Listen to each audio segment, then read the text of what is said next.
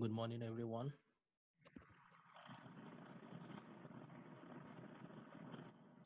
Good morning.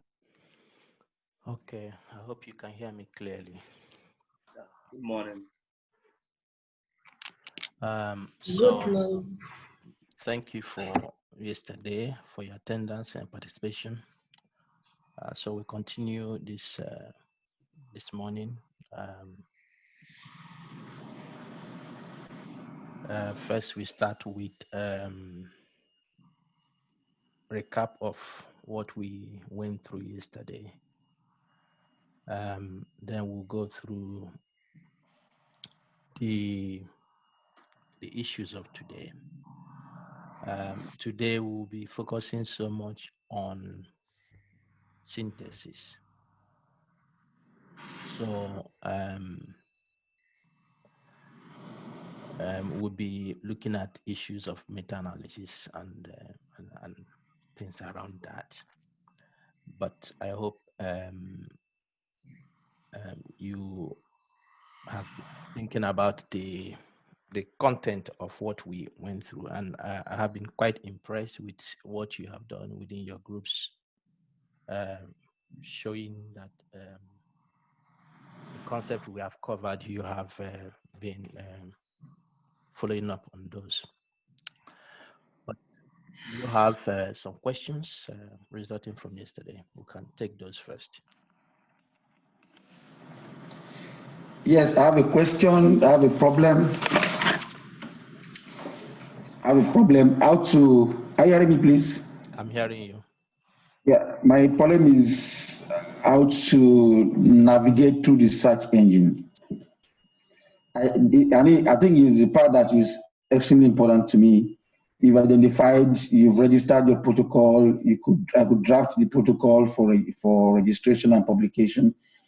But after that, use the search engine, PubMed, Medline, to now identify various articles, and then the filtering process is a little bit not too clear in my head. I'm sorry, please. It's like taking me backwards. No, no. I mean, this is an important question. And what happens usually, I mentioned yesterday, when you are working on a systematic review, you have a team, and it would be good that you work alongside the librarian of your institute, particularly in the aspect of developing the search strategies and doing the search. This is not trivial issue, really. It can be challenging, but something that you can learn. We do not focus on that so much in this course, because the assumption is that you should have those resources around you. Um, Within the time we have, um, I have focused on showing you the PubMed interface and how you can go around that.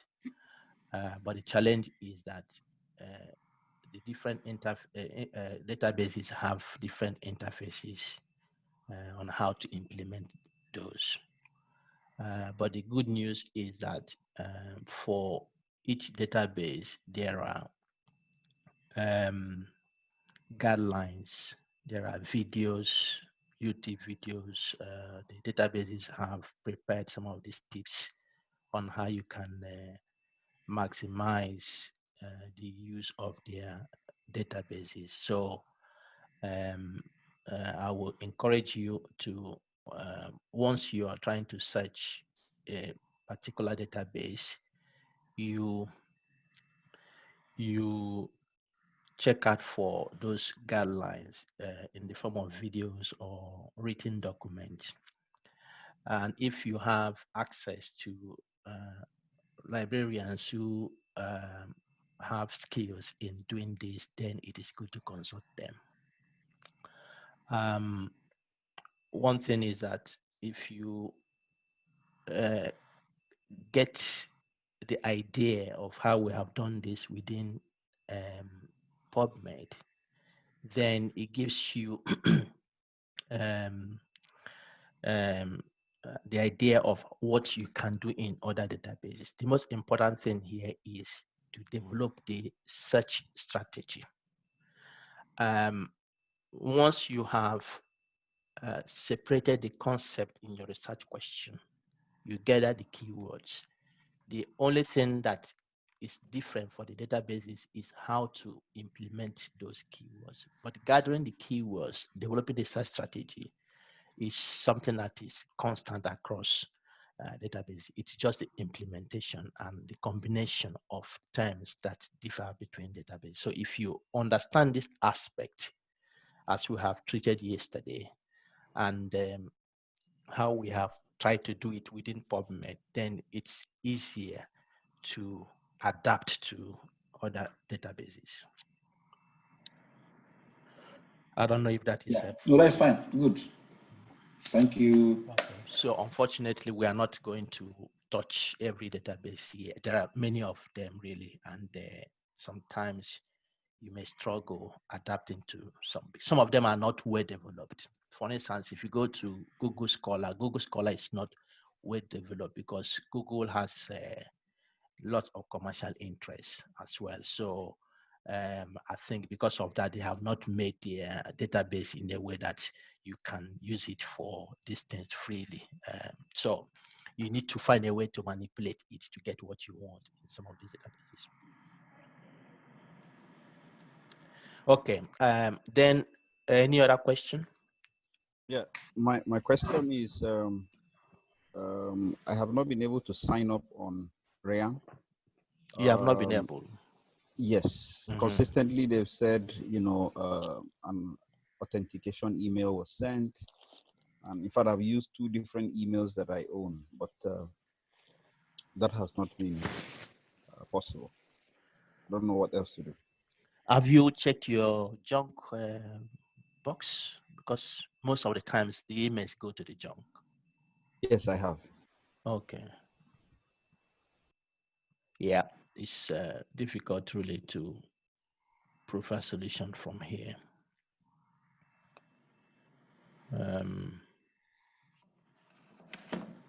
I don't know because that is the only process, registering and then they send you email to confirm.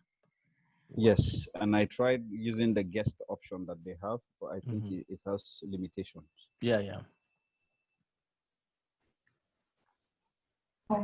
Yeah, thank you very much, Bright. I have just one question. Yeah. I have an idea that I'm trying to think about for systematic review.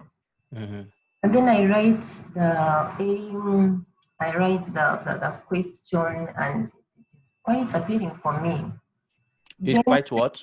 Yeah, it is quite good for me. I think it can bring out good results. Yeah.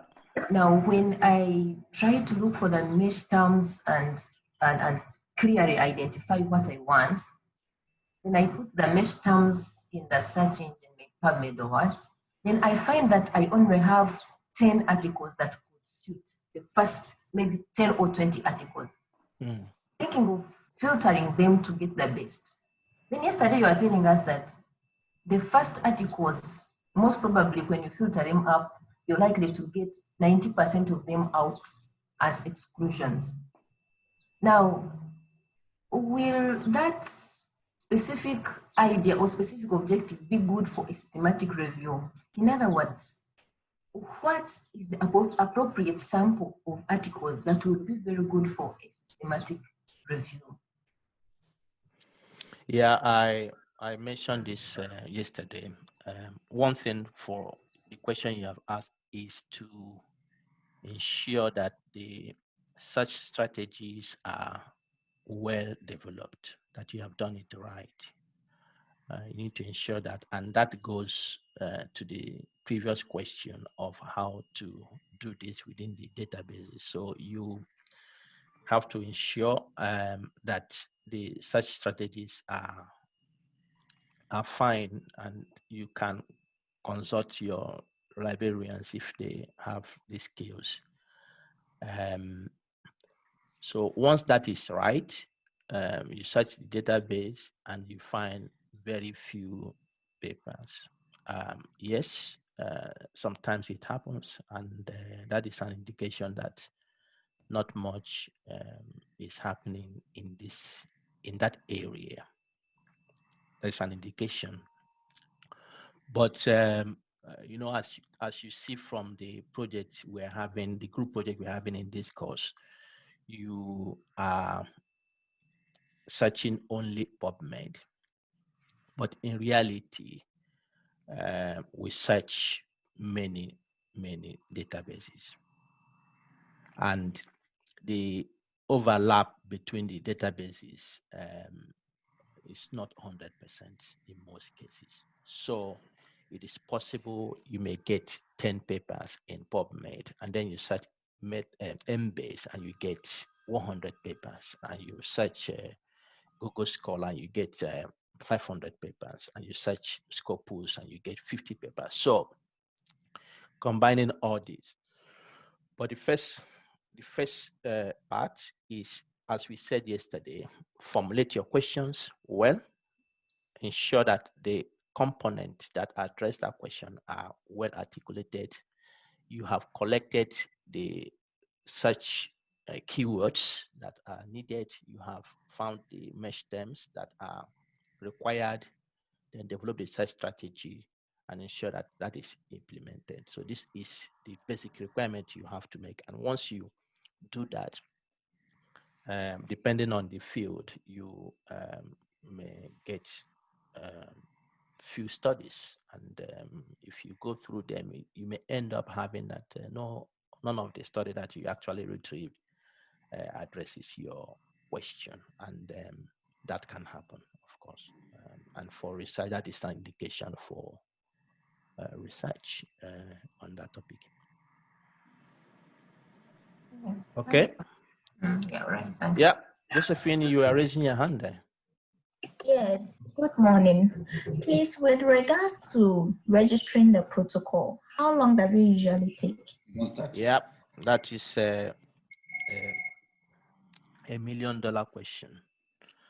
The movement of ensuring that we have protocols registered, that movement is actually yielding fruits, I must say.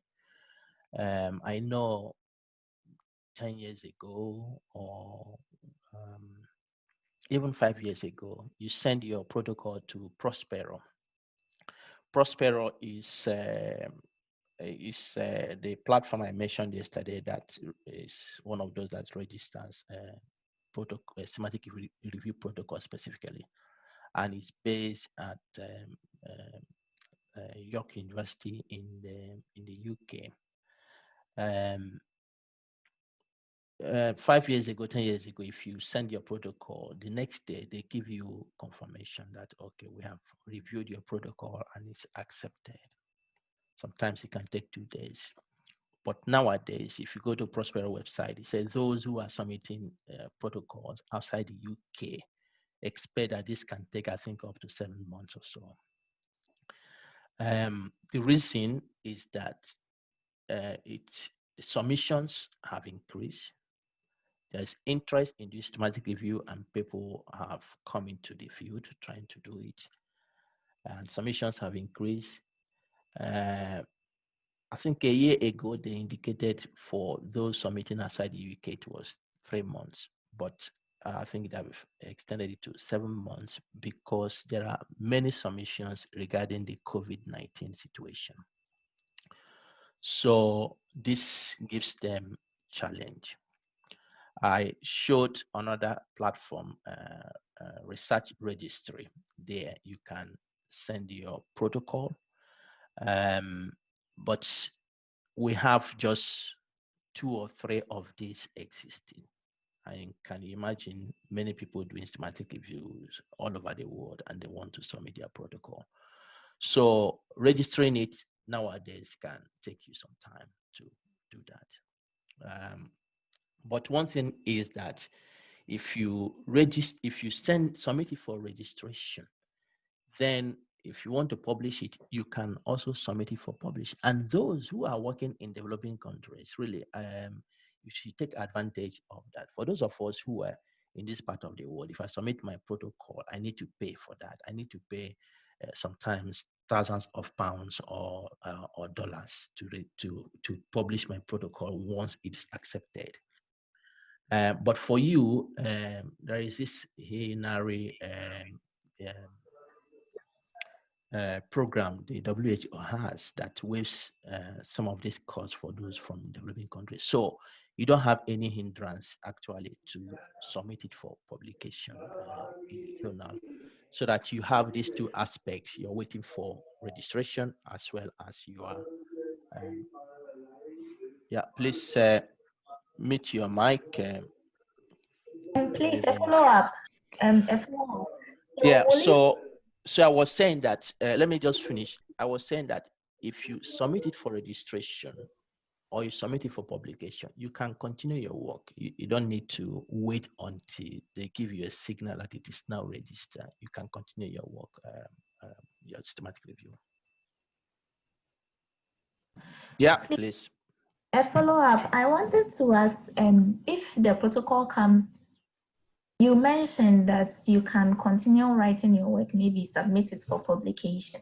So if the protocol comes after it has been published, would it be an issue? No, you shouldn't publish it. You should take contact with them as you go through the process to tell them that you have. Of course, when you submit it to Prospero, they will come back to you that this is the situation, but please, you can continue your work.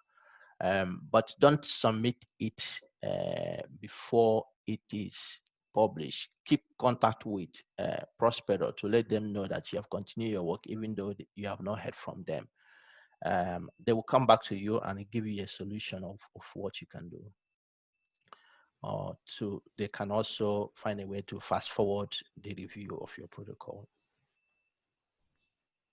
But what I was saying is that once you submit it for registration, you can continue. Of course, you submit the protocol before you start your process, and doing the systematic review can take you some months or even years to get through.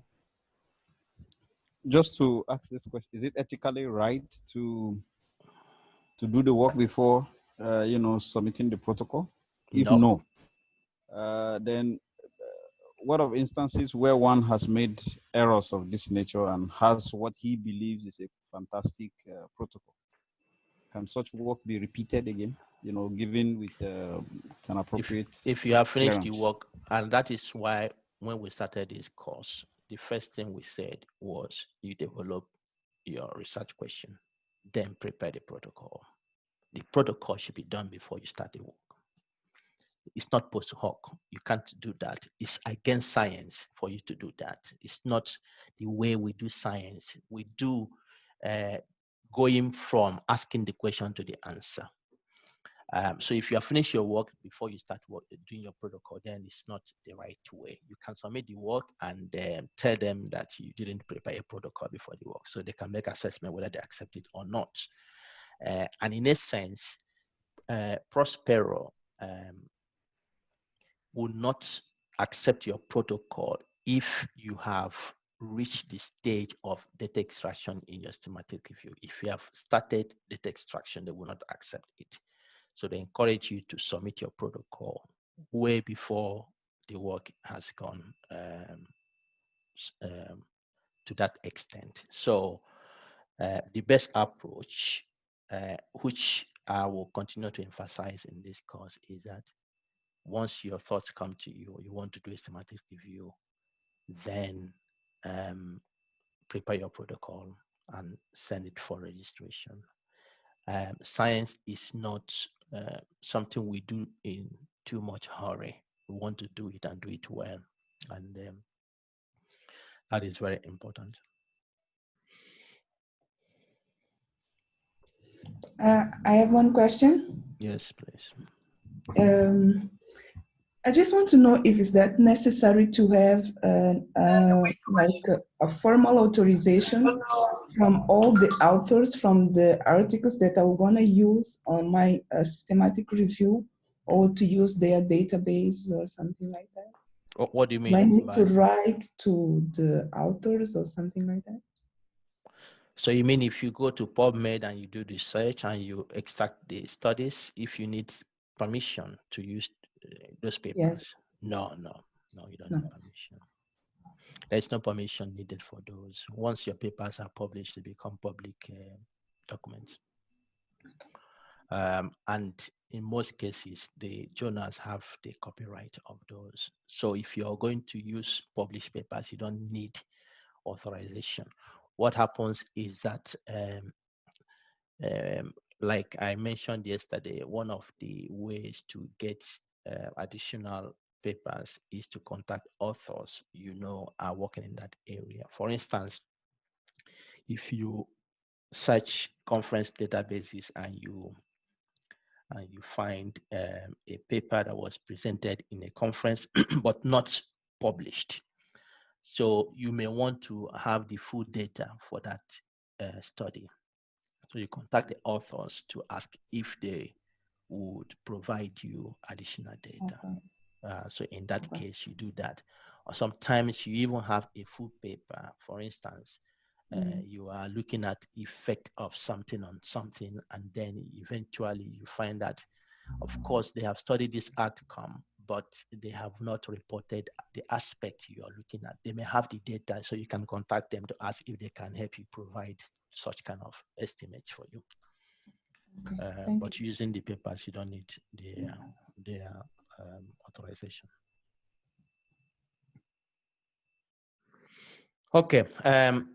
If there is no other burning question, we can continue, and please feel free to interrupt as I go through this. This is a recap of what we did yesterday. And it is interesting to see how you have progressed in your project. Some of you have already developed your such strategies, and I hope I've given comment to most of the groups. So if you have any issues, please let me know. I will try to clarify, but I'm quite impressed to see that you are moving on in the right direction. So we started with the point that once you start your schematic review, you need to first formulate the question. And as you can see, this is not a trivial issue. From the work you have done within your group, this requires adequate time. It requires adequate thinking. It requires the expertise there. For instance, the group, for instance, that is dealing with psychological issues, you need somebody who has experience in that area that could help you to shape in some of the parameters you may be working with there. Now, this morning you have asked question, how do I search this database? This is the most difficult part for me.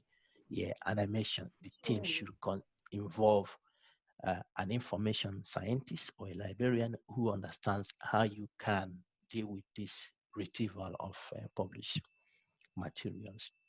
So you need a team to formulate this, a team to ensure that you are on the right path. And we address the issue of PICO as a framework you can use. It's not workable for every research question, but when you're looking at cause and effect, association studies and things like that, you can use that framework to help you to develop your question. And once the question is developed, the protocol is important. You need the protocol to move on. Get the protocol and register it as a minimum. And if you are keen to publish it, you publish it. And I mentioned yesterday, publishing the protocol also provides you an opportunity beyond the team you have, that other experts can see it from their own perspective and give you comments that are helpful. And many of these comments can help improve your study. And that has been, from my experience, that has been quite fantastic in some of the works I've been involved. That once the reviewers review your protocol, they offer really good suggestions that will help you. Then once the protocol is developed, you work on the protocol, of course, will contain your question. Then within it, we articulate the steps you are taking to do your systematic review. And those steps will include this, or this will be included in the protocol. And I gave you an example yesterday, which you can find in the Dropbox. Let me stop here and mention, because some of you have asked for the lecture material yesterday and the recording. I have already put the presentation yesterday in the Dropbox, and you can see a folder there. I think it's called lecture slides, something like that. You can find that. But recording is challenging. I can't put it there because there is not enough space in Dropbox to put that. You can imagine a recording of almost 9 hours is huge, and we are doing this for these 5 days. But I will continue to see how I can deliver that to you. If there is any way I can compress it or somehow, but I didn't find a solution up to that. So that is not there, and it may not be, I may not put it in Dropbox, but I will come back to see, give you a solution. That may be perhaps at the end of the week or so. So that is the situation with that before I forget. And so the protocol will contain all these aspects. But the next stage you have here is to develop the strategies of finding the papers you are, the studies you are looking at, you are interested, that address the question you are asking. And so we went through how to formulate your search strategy to identify or dissect your topic into different components. Then within each component, you develop the search strategy for that, collect the keywords, collect the mesh term. And once you have collected this for the different components of your research question, then you search this within the database or databases you are using. And then once you have searched that, you export your searches to reference management system you'll be using. And here we are using Rayan. And within that, you take the steps of screening. And we went through the steps of screening to screen by title or abstracts, and independently, at least 2 people must be involved in that process.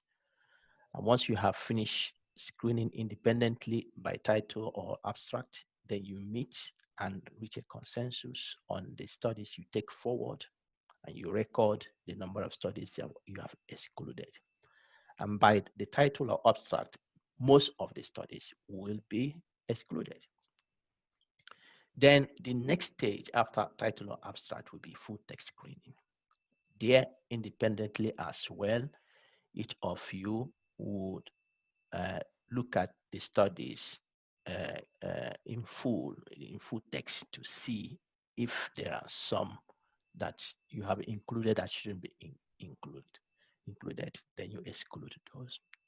And I mentioned yesterday that once you're screening by title or abstract, is better to go wrong on the side of over inclusion, because you still take a closer look of those papers.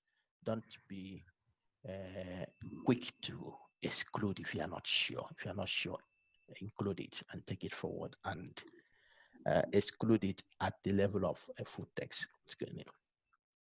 So once you have done the full text screening independently, two of you come together to harmonize it and reach a consensus of the final number of studies you need to include.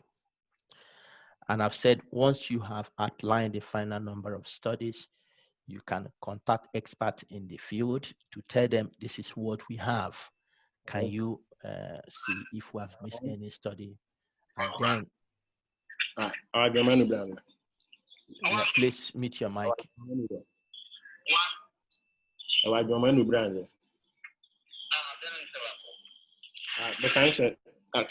Edward, can you mute your mic, please?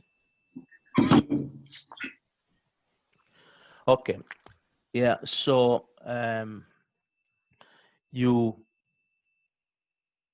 collect the list of references you have collected, you are confident should be included, and you can contact experts in the field.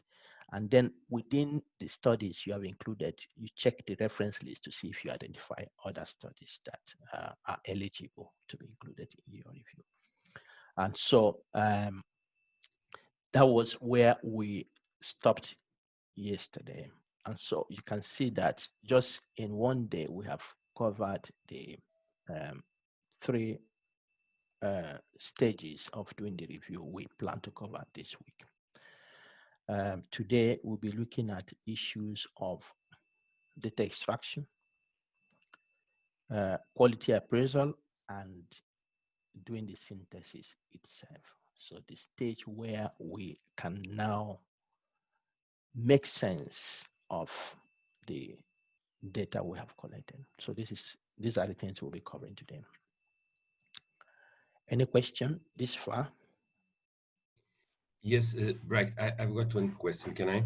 Yes, please. During the selection of the eligible studies using Ryan, you just have the titles of the papers. You don't have the abstract of the papers. And you should make the selection based on the abstracts or based on the titles? No, you have, when you get to Ryan, once you click on the title of the paper, the abstract will come down. You see, okay. Yeah, so you see that. Sometimes you may have difficulty with the abstract, and that is what you know, this electronic system sometimes can disappoint too.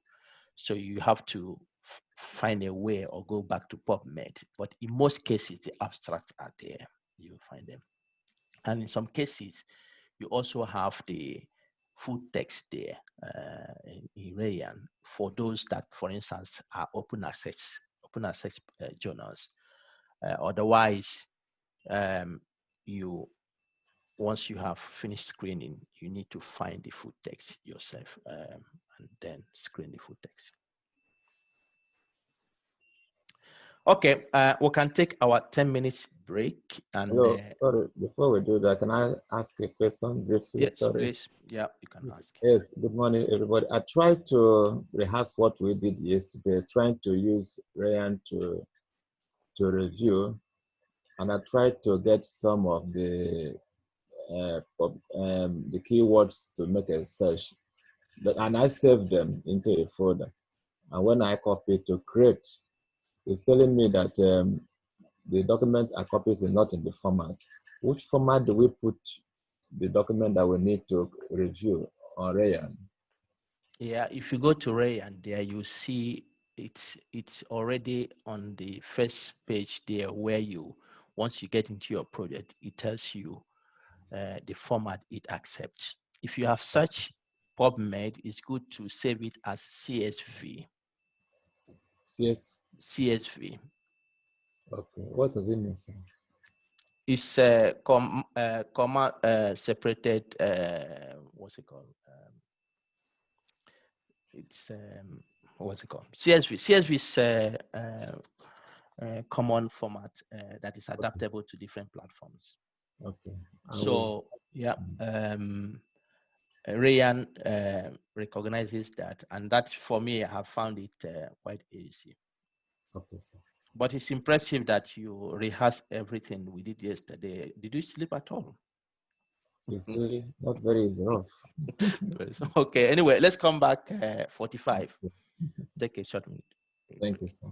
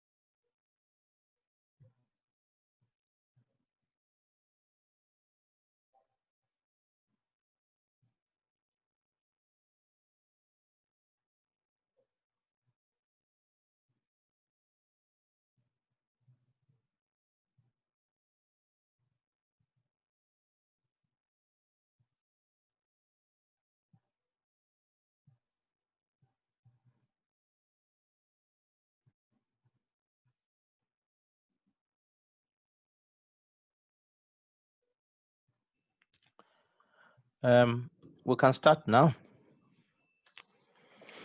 So we'll start with the data extraction. I know that based on the questions you're asking, some things you still struggle with them, but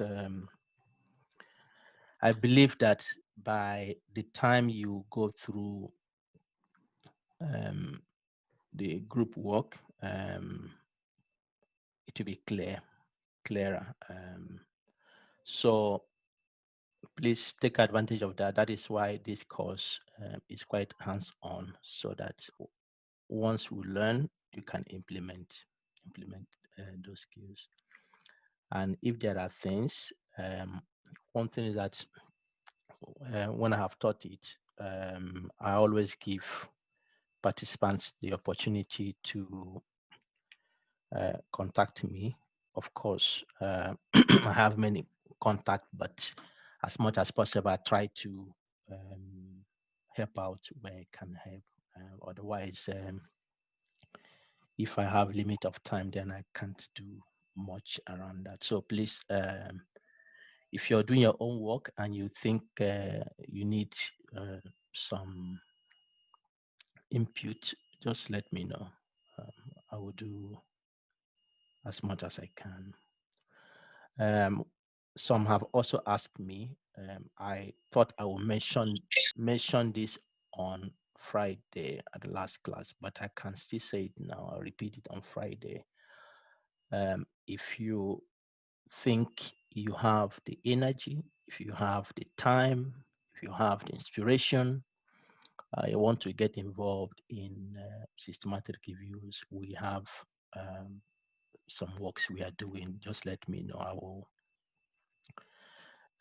look at that and can get you involved. For those who are beginning their career and for those who are advancing their career, as you can see, these processes are helpful, not only to think of systematic review, but also to think of your research in itself, how to deal with the research process. So if you think you want to get involved in collaborating, doing systematic review, send me an email. Many times I have students asking many students, but I have to deal with them one-on-one to see, because when we do this, we have timelines we want to deliver. So send me an email, then I will come back to you and we can take it from there. Especially if you want to enhance the skills you have learned from here. So get in touch. I will mention this on Friday again. Okay. During this session, we'll be dealing with data extraction. Data extraction assumes that all these processes have been well done. So extracting data, let me see, it looks like we have some messages.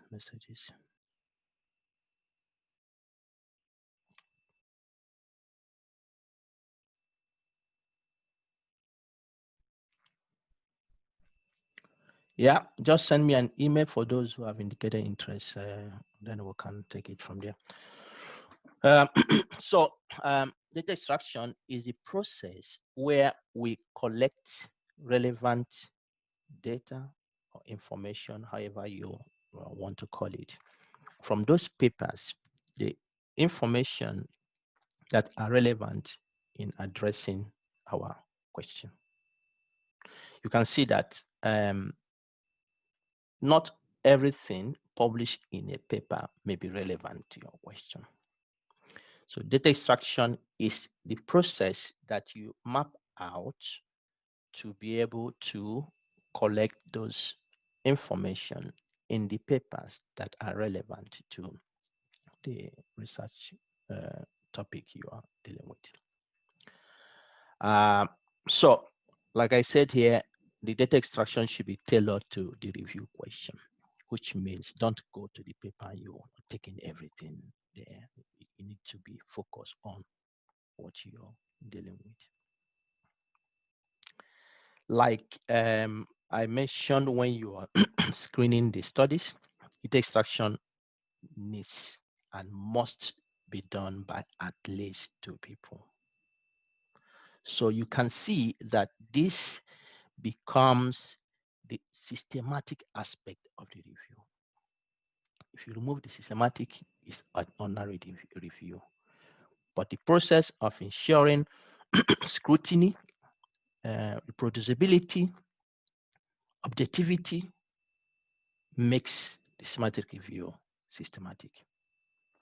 So this independence of reviewers from the level of screening to data extraction helps to ensure that bias is minimized. And that is why when I mentioned yesterday that you go to the literature and you find a systematic review that is bearing the name of one author, then be suspicious, because it's not well done. It's not objective. It will fail the test of being systematic. And so the data extraction should be done by at least 2 reviewers independently. And in addition to that, because you had already set a team from the beginning of your systematic review, you should have an arbitrator. In most cases, a senior colleague in the area who will, in case you do not reach consensus in these stages or in your data extraction, for instance, an arbitrator will be the one to help guide you in taking the right data from the study. Okay, there are stages in doing the data extraction, because once we are doing it, we want to do it well. And you should always think that what I'm doing will have implications.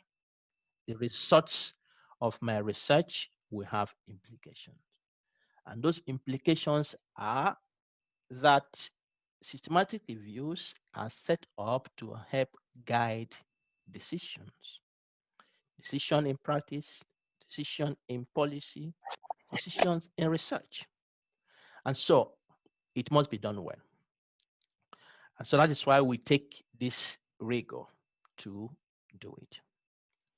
So there are stages you take to do this. And stage 1 is the preliminary stage, whereby you begin to think, how do I put this information I will collect? So to map it out, maybe a sketch. You have maybe a table you prepare to collect this. I could also be that you start from already preparing the tables of your manuscript, because you know the topic, you know what you're looking for.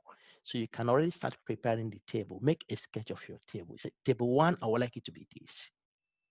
Then I have for instance, the studies. Then I have the outcome or the exposure. I want to collect information on what they have, how they have measured the exposure, how they have measured the outcome, the age of the children. For instance, if your systematic review concerns children, the place where the study was done, for instance, in the hospital, in the community. So those, you begin to visualize those information, you think, because it is the reader of your paper that you always have in mind to help them to understand what you have done. So this information you think, and those information you think will help you to answer your question. So you begin to have this map in your head and develop these tables, which will continuously be updated and revised as you go along. So once you have done that, you can work on the data extraction form. Once you have done it, you need to pilot it. You design it, the consensus of your team, you have round table discussion or send it, get comments. And once you think, okay, we have a preliminary form we can work with, then what you can do is you can go to the pile of papers you have included.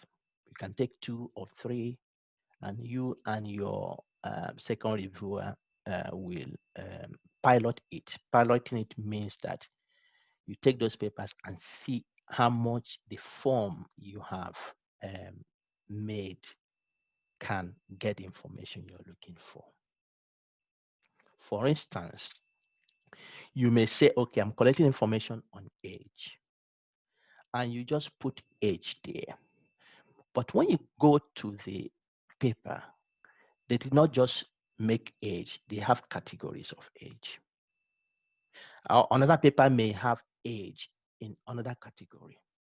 So once you get this feeling of what the studies are doing, you can come back to the form. Instead of just having age, you can prepare a category so that you can impute data from those papers in the right way into the form you have made. So that is the pilot. Once you have done that, you refine it, then make it better and get it ready before you use the form in collecting all the information from all the papers. So once you pilot it with a few papers, you can then take it to others. So requirement here is that once you design the form, make it easy to use. Don't make it complicated.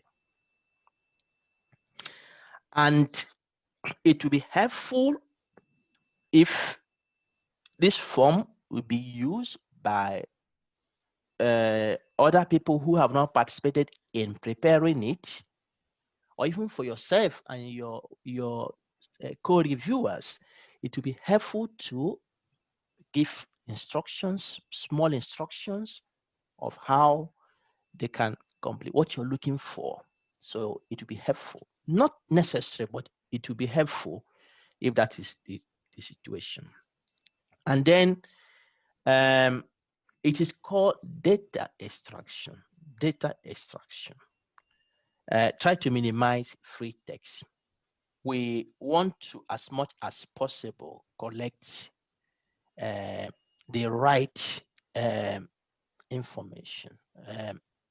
For instance, if you are collecting information, let's say, what will I use as an example now?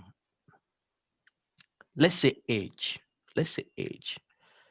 Don't make it in a way somebody can write the age range from this to this, from that to that. We try to avoid those free text. Make it in a way that somebody will get those numbers instead and put there where they are needed. It helps when you are transferring your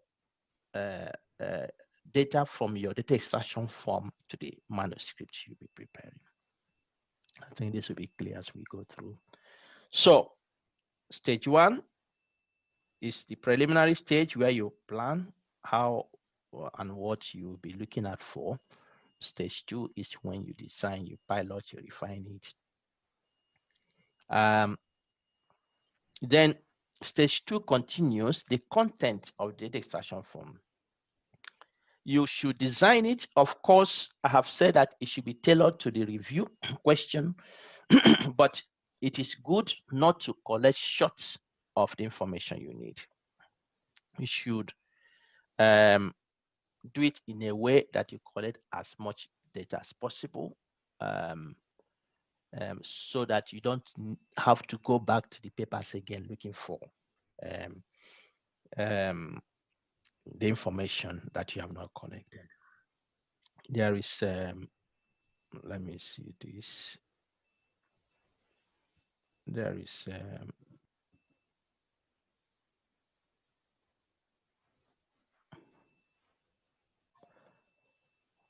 do you see this?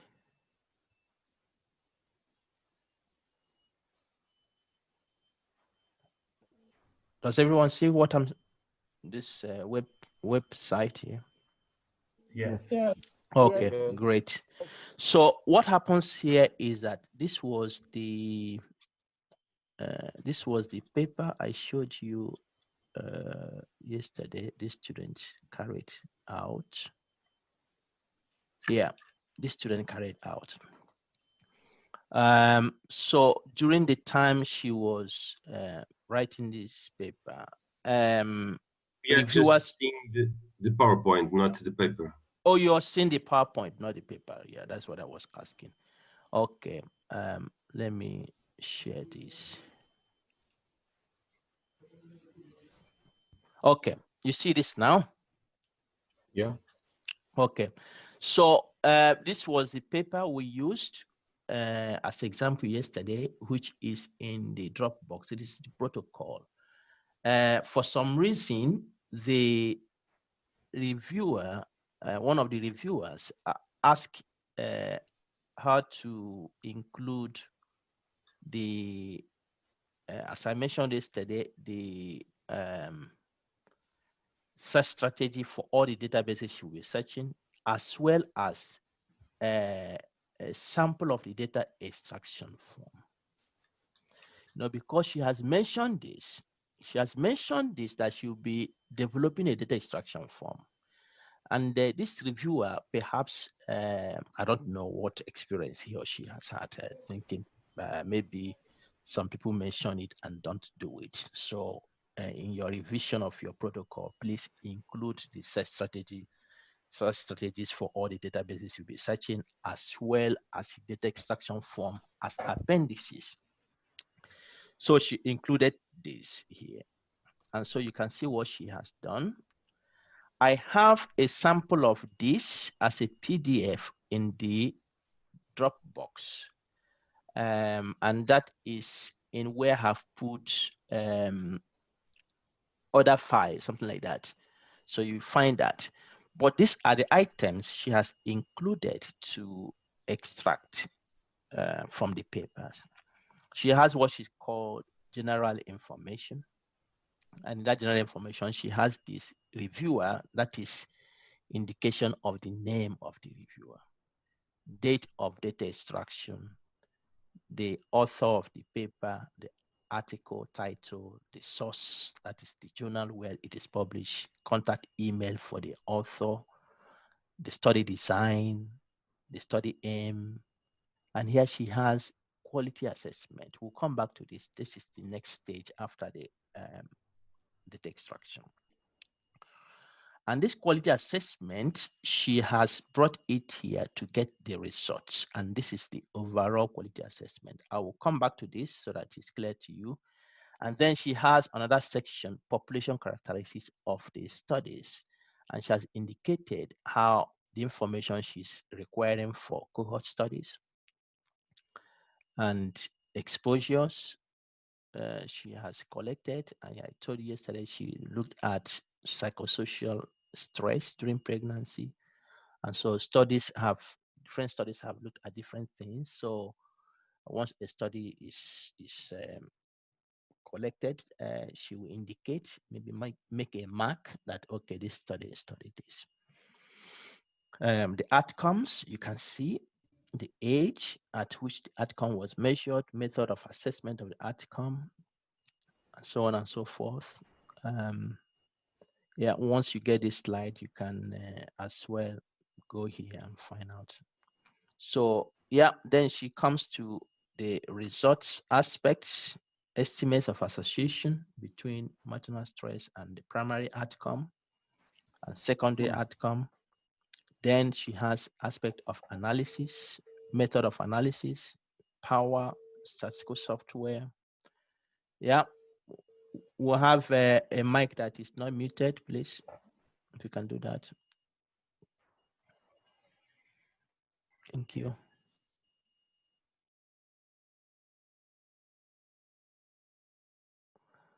Okay. So then she has this extra useful information she has given. So you can see how elaborate this is. And once you take a paper, you collect all this information for each paper at a time, each paper at a time. Okay, let's continue. So this is an example of a data extraction form. If you, one of the textbooks I indicated at the beginning, if you go there, the Center for Review Dissemination, they have this as an example in the book, an example of data extraction. Yeah, quite similar to what Catherine did, I just showed you now. Things you should think about when you're collecting your data.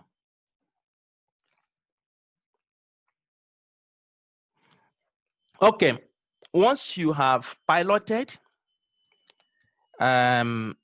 stage 3 would be the definitive data extraction. And I mentioned it should be done by at least 2 people independently. Yeah, sometimes it may require you manipulating the data. And what I mean by that, you go to the paper, some papers, for instance, if you're looking at prevalence, some papers will give you the percentage of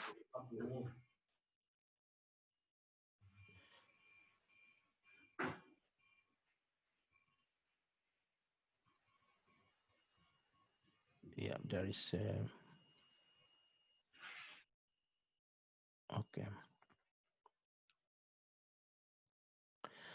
okay, so I was saying you are looking at, for instance, prevalence of a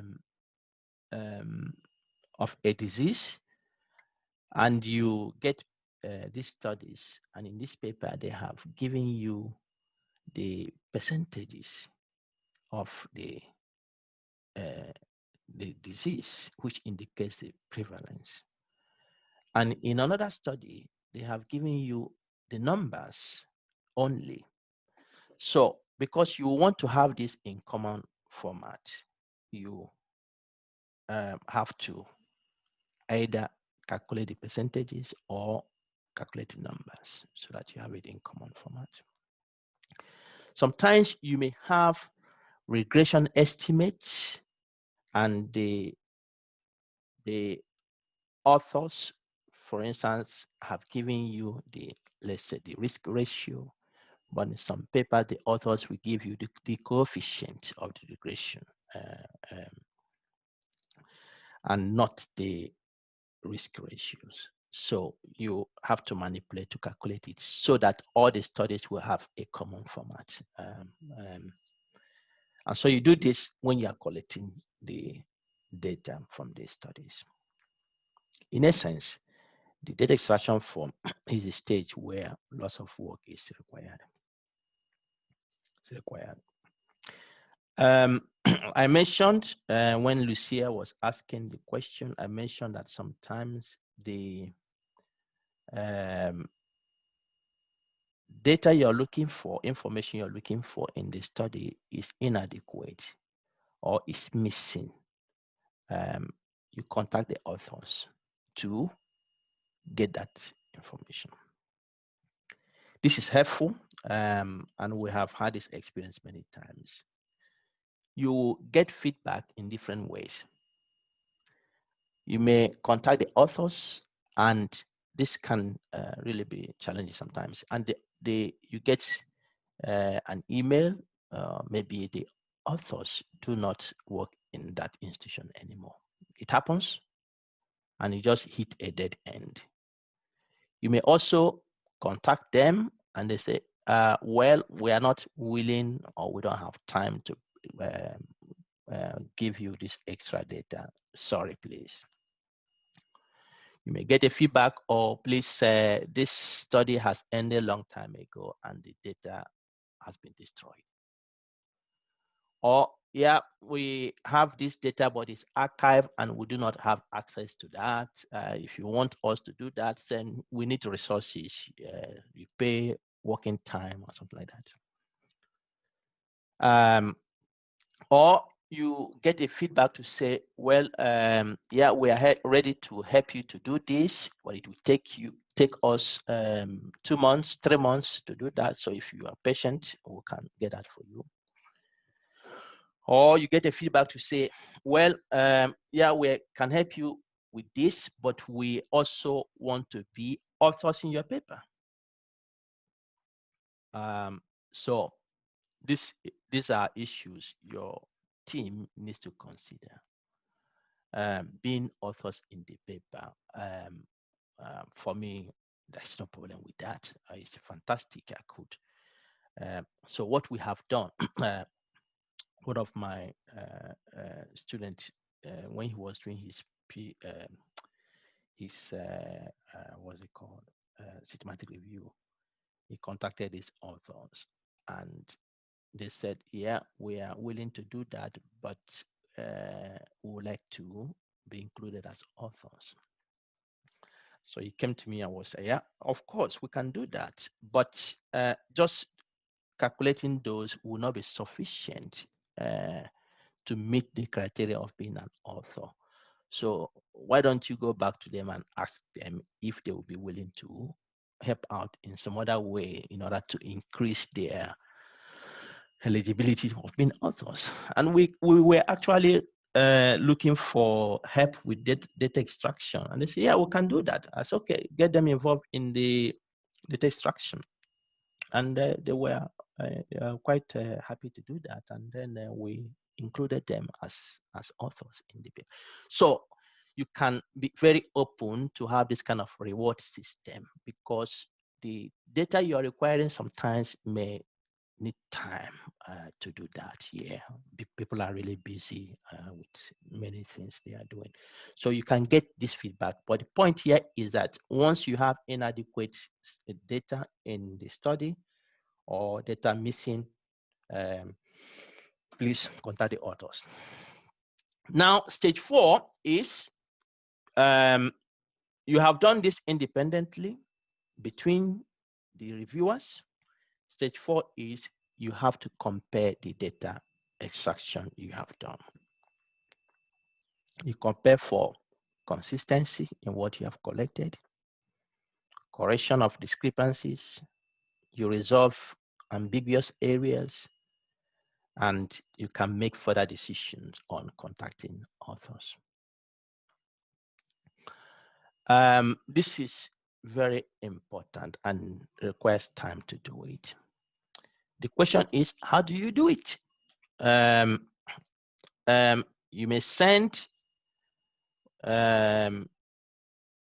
if for instance you have 10 papers you have extracted data from, you may send 5 papers the other way to your reviewer, and your reviewer will send the other 5 papers.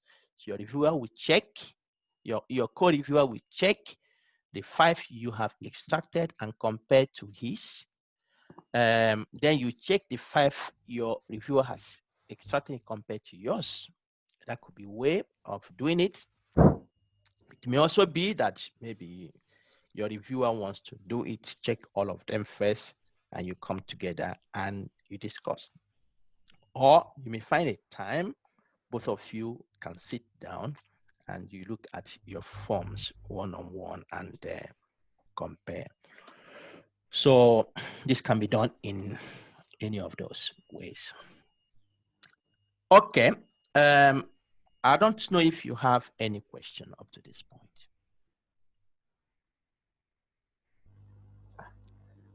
Please, I have a question.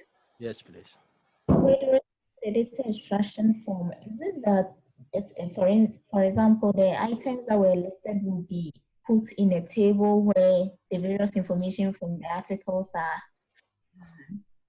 put under them in that order, or like when you are submitting it, it's just the names as it appears from the examples you showed us, but in actual work, you put them in tables and then make the information in that order so that it is comparable? Yeah, so do you see my screen, what I have here? Yes, I see. Yeah. It. Okay, so this is a data extraction. This is what Catherine did, the one I showed you previously. This is the form now in Word. You can do it in Excel, you can do it in Word, or however you. So this is what she did. What she has done here is she collects this information. So you take a paper and then you collect this information, all this information from that paper. So each paper has a data extraction form that has been filled up. You're doing this for each paper, your co-reviewer is doing the same, collecting all this information. So once you have finished, stage 4, as I've said there, is a stage where you now compare to see what you have indicated item by item is what your co-reviewer has indicated, and any discrepancy in completing this form is corrected. The question I think you're asking now is, once you have collected this form, what do you use it for? Yeah. I mentioned from beginning that once you're doing the preliminary stage of developing the data extraction form, develop your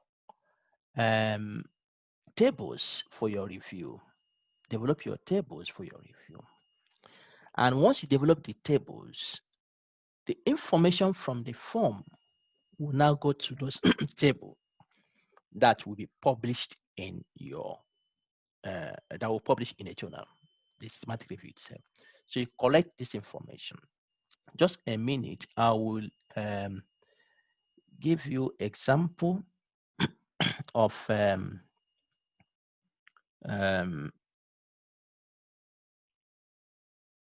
table. Let me see if this comes up so that you see what I mean. Okay, it's not here. Yeah, just a minute. I will show you what Catherine has done.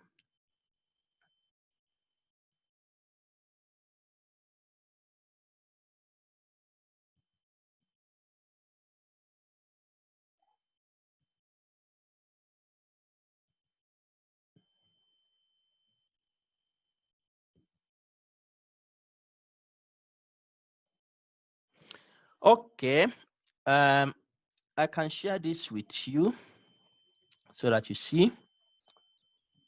Yeah, this one. So you see this Word file, Catherine, once she has collected all the information in the data extraction form, she has made this table. This table she has called, this is table of characteristics. So the information contained in this table are coming from the data extraction. It is not all the information in this extraction form that you have here, but she has prepared this table to show the readers the most important things she's interested in. Just a minute.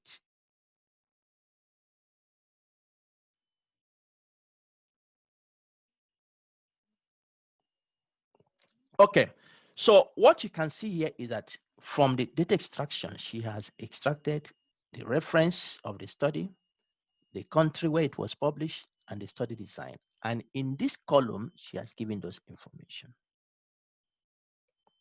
This is how you prepare your paper. If you're doing primary study, you also have table of characteristics where you describe your population of study.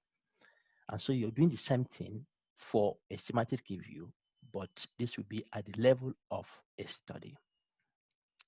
And the next column, she have study population. She has the N, the number of mother child, the source of the population.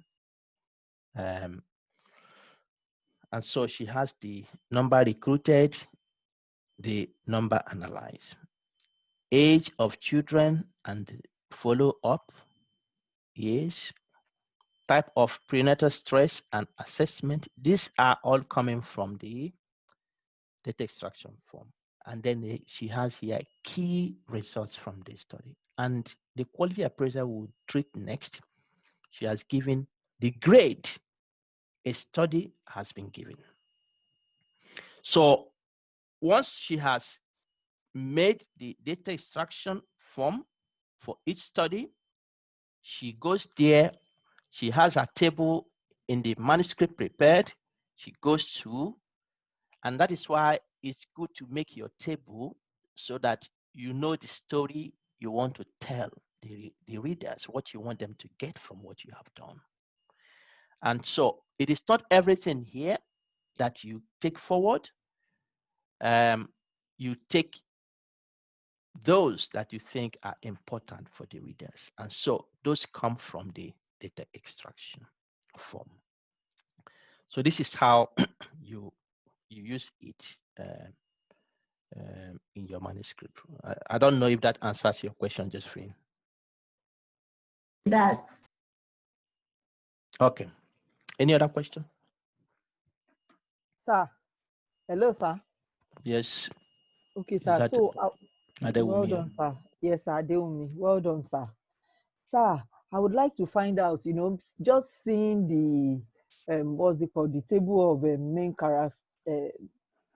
characteristics for the study. I was just thinking that, what guides a researcher in the development of this table of main characteristics? Is there a guideline for it, or the researcher has the monopoly of deciding that this is what I want to be on the table of main character, or probably there's a guideline that, just like the data extraction form, if there is any guideline for this kind of, table? That is very important question you have asked. Just a minute, I want to bring this. I mentioned this yesterday, and I would like to share this now. I mentioned the Equator Network yesterday, and you can see here it says it is aimed at enhancing the quality and transparency of health research. And here it says your one-stop shop for writing and publishing high-impact health research. Here you see they have many guidelines of how to report different studies. Let's see for systematic reviews. Yeah, here Prisma, the Prisma here. So please don't fail to visit this. If you come here, you can find the Prisma statement here, Prisma statement, and you can find it from different journals. They publish it across journals so that people have access to them. No, this one doesn't take me to the paper.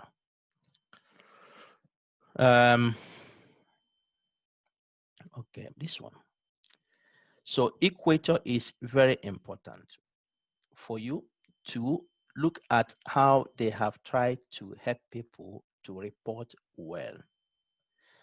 To report well. What is important here is, and that is when I teach the course on scientific writing, it is good for scientists to enjoy not only what they do in their lab, in their institution or whatever, but also to enjoy how they tell the story. Science reporting should be like you're telling a story. And telling that story, you want people to find it interesting. You want people to understand what you're doing. And you want people to connect with what you're doing. And so that story needs to be told in a way that is clear. And for you as a researcher, there is a lot of power you have. But that power is also limited to an extent because it is the audience that guides you. So you always ask yourself the question, what do I want the audience to get from what I have done? What is the important thing here? We don't go about picking. We'll come to that perhaps tomorrow and continue to emphasize that on Thursday around the issue of publication bias, whereby researchers go and begin to select few things they think will and try to hide some aspect of their studies that are not so interesting. That is not the goal, but the goal is to enhance the way we do science. So you have the audience and you want the audience to guide you in what you report. So coming now to your question, just setting this background that your report of what you have done should be a story. Tell the story in a way that people connect with it and find it interesting. And that goes both to the tables you show, to the way you write, the way you make your conclusion. Tell the story in that way. And so your question is, what is the guide of developing my tables? It is called table of characteristics. And what it means is that you need to provide descriptive information that the reader will use to understand the landscape of what you have done. And the landscape of what you have done is how did they appreciate the studies you have included? What information can they get? Because just looking at this table here, Catherine has prepared. Looking at it already, without looking at her conclusion or her description in text, I could pick certain things from this table that will give me an impression of this question they have asked. In the first paper, Anderson, I can see that it's a very small study there. And I can see that this one here, Bandoli, is a big study, 6,347 included, but you can see the number that was analyzed, very small number, meaning that perhaps there were lots of dropout. And so if what they have done here will lead to decision, is already giving me indication that, well, small studies will not be sufficient. And if you have this study that has too much dropout, then well. And you can see this one also, big dropout. So you can see you're already beginning to formulate an overview of what this evidence is telling. So that is what this table serves, providing readers information they can use to get a description of the landscape of the study. And in doing that, you need, as a researcher, to think carefully with your team, having the audience in mind. What do you want them to capture? It's not just making a table and putting things there. Sometimes when I read or when I review papers, it's so irritating because researchers have not done their work well. It's not just about publishing, it's about publishing well. It's about publishing with impact. So please, you need to consider this carefully. And now, in practical ways, how do you do it? Think of your questions very well. Think of it very well. Discuss with your team. Then you could also go to the literature to check other systematic reviews. Ask yourself the question, how have they reported? Can I take some ideas from what they have reported to enhance how I do mine? But I will always emphasize this, as I do to my students, that you need to be innovative, not just copying what people have done, but be innovative, be creative to see, yes, you can use people's idea, but you can also fine tune it and make it better. And then don't forget Somebody has the mic open, please. Can you close? One thing.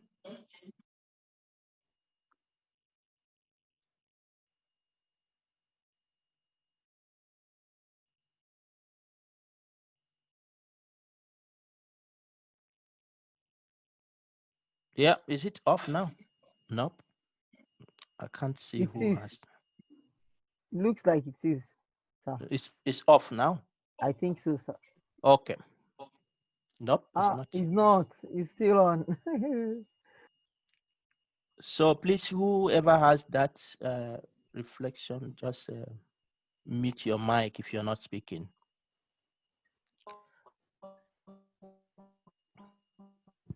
Posi, mute it. Posi, thank you. Please go mute.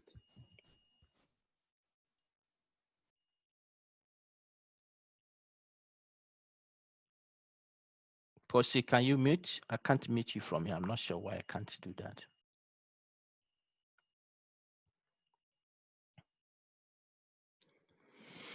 Okay, so I still go back to this equator. Please take your time to look at this. If you're reporting your systematic review, if you're reporting your cohort study, if you're reporting whatever you're reporting, please let me put the here in the chat so that you can have it. Go there and they have recommendations, fantastic recommendations, I must say. And not just recommendations, they have videos of how to make your results better. So you can look at these things. These are fantastic ways to improve the way you do what you do. Okay. Any other question? I hope Adewumi, you got the point here. Yes, sir, I did, sir. Thank you, sir. Any other question?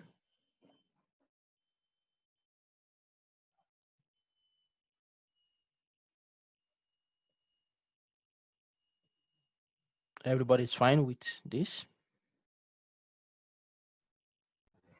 Yeah, it's fine with me. It's okay. Fine. Sure. Okay, so let's go for a break. I didn't know that our time was. Let's go for a short break and come back 40, and then we'll continue.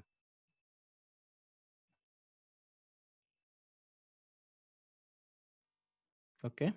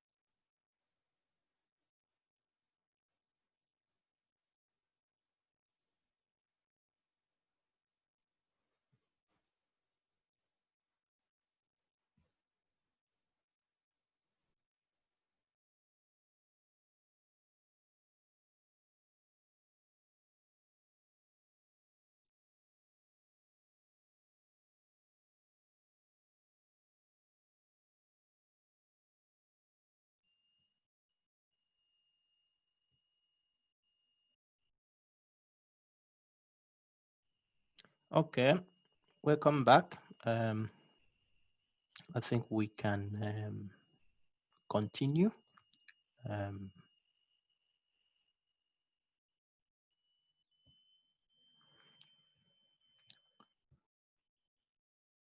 So I share this.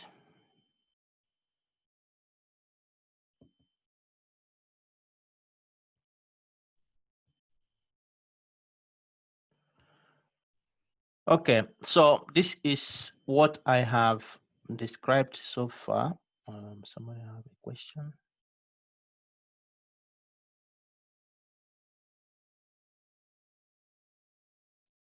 Yeah, I have mentioned that the recordings are problematic now because they are so large and will not fit in Dropbox. So you can't get the recordings immediately until maybe after the course. Then I will find a way to export them. Otherwise, now I have not been able to figure out a solution. Okay, this is what I have mentioned here. The stages of doing the data extraction. And this is assuming that you have piloted it and you are happy with it. And so you do it independently. You come, you discuss, you do it again. And then, no, this is actually yesterday, sorry. Yeah. So you do it and then you discuss and compare. And this figure includes both data extraction and the quality assessment, which takes the same form. Okay, so we're almost getting there. You can see how we have developed during these past 2 days. It has been fast. Many of the concepts may not be so obvious, but once you begin to get your hands dirty with your own project, then you begin to see the realities of how this looks like. Yeah.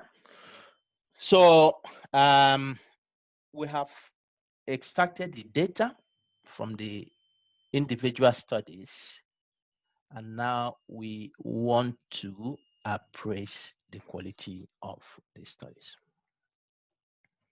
I mentioned yesterday that systematic review and meta-analysis aim to achieve two overarching goals. One is to make a statement of the quality of the underlying evidence. How much confidence do we put in what we have done? Can this help us to reach critical decisions, or can we not trust it? So the quality of the studies are appraised.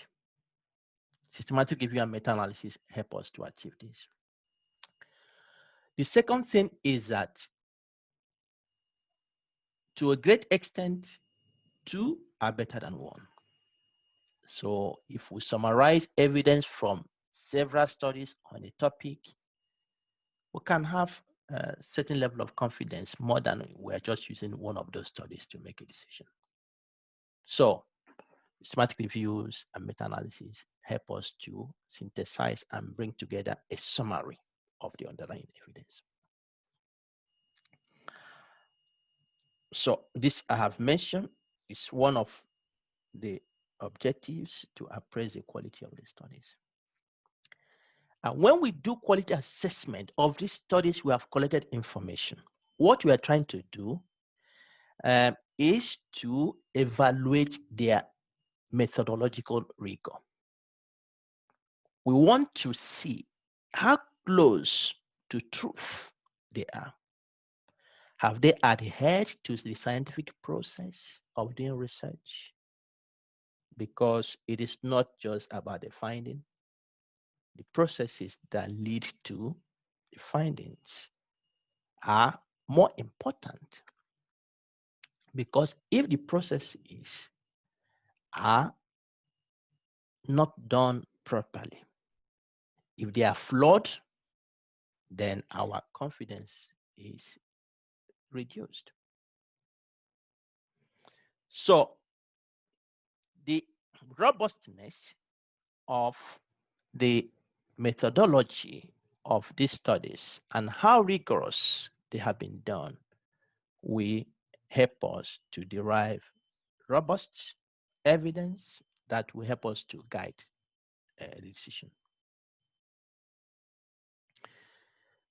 We also do this in order to understand what this research area is.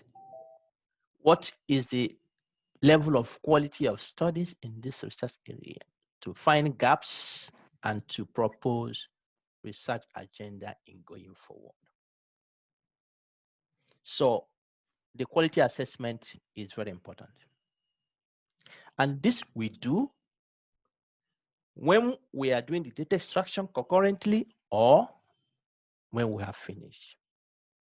From my experience, it's easier to do it so that you know you have done the data extraction and quality appraisal for each study and leave out that study and go to the next study than coming back again. Okay.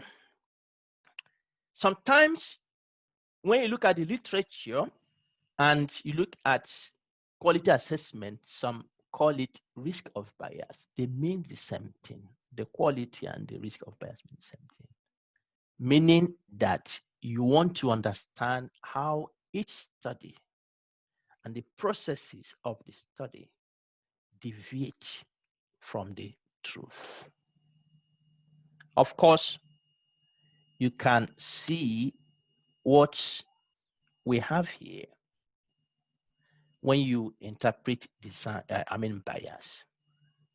This is low bias and low variance. This is low bias, high variance. This is high bias and low variance. And this is high bias and high variance. This is what we want to achieve, to minimize the bias and to also see if the studies are closer to themselves in what they have done. The more homogeneous the studies, the better the confidence we have there.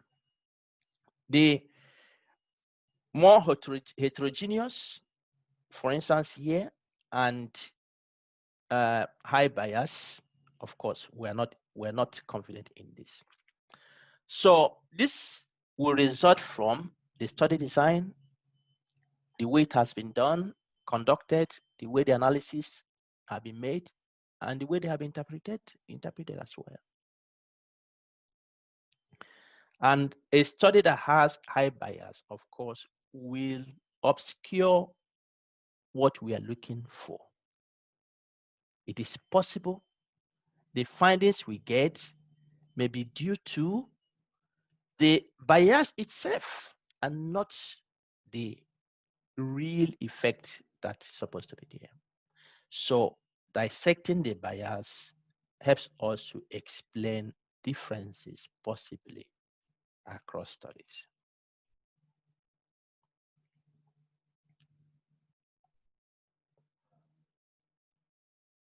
Sir.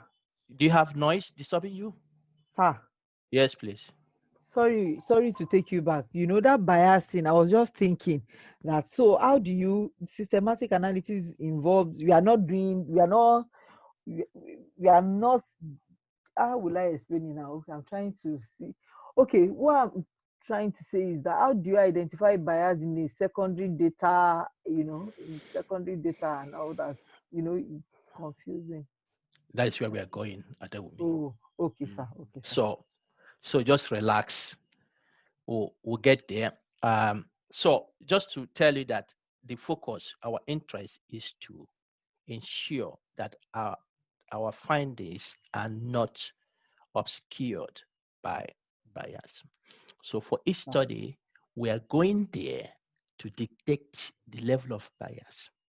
And then we can quality appraise it and give a quality statement for each study. And then overall, we can give a quality statement with regards to the evidence that we have generated. Okay. When you do quality assessment, there is a gold standard we know for each study. My area is epidemiology. And I know that if I want to establish cause and effect, if I want to say that if you take vitamin D, you are less likely to have respiratory infection. That is my hypothesis. And so to be able to do this, this is a cause and effect. You take vitamin D, then you have low risk of having respiratory infection. In terms of establishing this, I know that the highest type of study that can be done to establish this is randomized control clinical trial, meaning that you recruit people, you randomly assign them, perhaps people receiving placebo, another group receiving vitamin D. And then I follow them up, depending on how long I want to follow them. Then I observe in each group to see what happens with regards to respiratory infection. If at the end of my follow-up, I find that those who have taken vitamin D compared to those who have taken placebo are better off in terms of respiratory infection, then I can conclude confidently that taking vitamin D reduces respiratory infection. That is confidence. Why? Because I have taken a research process that is the gold standard in addressing that question. Randomized clinical trial, randomized controlled clinical trial. If I now undertake this study, and instead of doing randomized clinical trial, because I do not have the facility to do that, I do not have the resource to do that, I just recruit people and say, okay, I ask them if they have taken vitamin D last month. Another group, I ask where they have not taken. Then I follow them up. I say, okay, let me observe what happens without intervening, without giving them this medication or supplement or randomly assigning them. Then we call that observational studies. Establishing cause and effect in such a study is difficult. It's impossible, really. So it is in that we begin to say, well, confounding by other things, the effect may be influenced by other things. And so if you're doing a study that addresses this question, you have the gold standard. And so once you go to the literature to find these studies, you have to measure them against the gold standard. If they have not used the gold standard, then you know that there is likelihood of bias there. And so you need to make that statement for that study. If you collect studies, and you have some studies that have used randomized controlled clinical trial, and you have some studies that have not used that, the randomized controlled clinical trials, in terms of study design, we always receive higher confidence in addressing that question. So the point I'm making here is that these are aspects you look at Adewumi, the study design in terms of addressing that question. Okay, sir. The way they have collected the information. If, for instance, respiratory infection is the outcome I'm interested in, even if a study has done randomized controlled clinical trial. The fact that it has used the gold standard in terms of study design doesn't mean that it is the best in every other aspect. So for instance, the respiratory infection, if I collect data on respiratory infection in a randomized controlled clinical trial by asking the participant question, during the last 3 months, did you have the symptoms? Did you visit your GP because of this? If you compare that to the patient's clinical information has been collected, or I bring them to my clinical laboratory and test them to measure this. The information you collect by asking them the question is more likely to be biased than when you collect it from this other means. So we also look at the data collection aspect. How, for instance, the vitamin D has been collected. Is it objective enough? Is it subjective? How the outcomes have been collected? Are they objective or subjective? We need to weigh this aspect.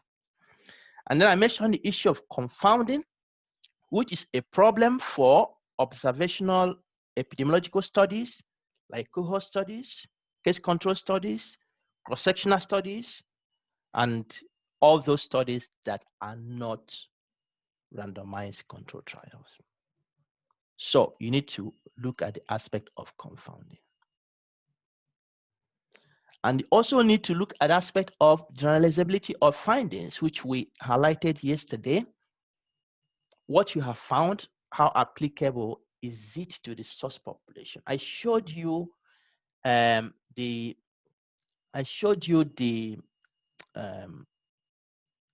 me see if I get it again. Yeah, let me go here. I showed you Catherine's study. This study has recruited over 6,000 people and then analyzed just over 1,000 people. This is collected from the source population, whatever the source population is. Based on this analysis, you will require a very huge leap of faith to really generalize your findings here to the population where you have recruited this. Why? Because this dropout may actually be an indication that in this source population, there are those who are more likely to finish this study based on certain characteristics that differ them from those who are not likely to finish this study. So if you finish analyzing this, if you find those differences between those who finished and those who did not finish, you can't generalize this to the source population where this has come from. This finding will only be generalizable to those in the source population who have the characteristics of those who completed the study. So it means that the initial aim you may have to generalize to the source population is distorted. And that is a problem as well.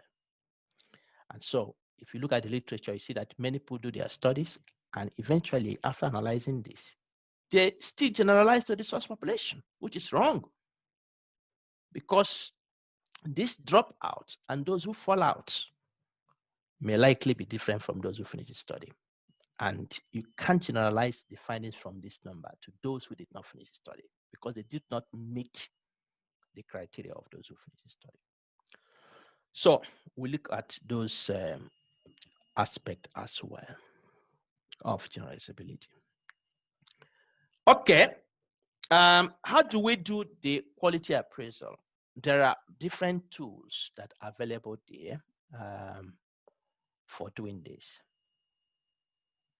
So people have developed tools you can use to quality appraise different study types. The experience I've had looking at some of these tools, not all of them are adequate. And not one single tool is suitable for all systematic reviews. Sometimes we can do what we call customization. You take the tool, you look at how it has been designed, and then you can perhaps make some modification in a way that it will suit what you want to do. But in terms of randomized clinical trials, the Cochrane, what we call the Cochrane Epoch tool, is the gold standard. That is the gold standard. So if you're doing any clinical trial systematic review, to appraise the quality, you should go and use this. I would recommend that. I don't think there is any other tool that does better than this. But if you go down to observational studies, there are several tools. But I found this, the CASP, the EPHPP, and the Newcastle Ottawa scale are fine. You can use them. I don't think there is any obvious advantage of one over the other. And by the way, one of my students, he submitted his systematic review, and then, protocol, and then he got the comment from the reviewers a few days ago, and he was showing me that one of the reviewers said, why didn't you use Newcastle Ottawa scale? Why are you using the EPHPP? Most people use Newcastle Ottawa scale. But anyway, the choice for most people using any of these is arbitrary. There's no evidence that one is better than the other. So sometimes people find things fancy without having any. So he has now responded that we have gained experience in using this, and that is fine. And the Newcastle Ottawa scale does not in any way has any advantage over this. So you can choose any of these in terms of observational studies. But for randomized controlled trials, use the Cochrane Epoch, which is good. And the Epoch is like this. This is what it does. In performing a randomized controlled trial, there are processes.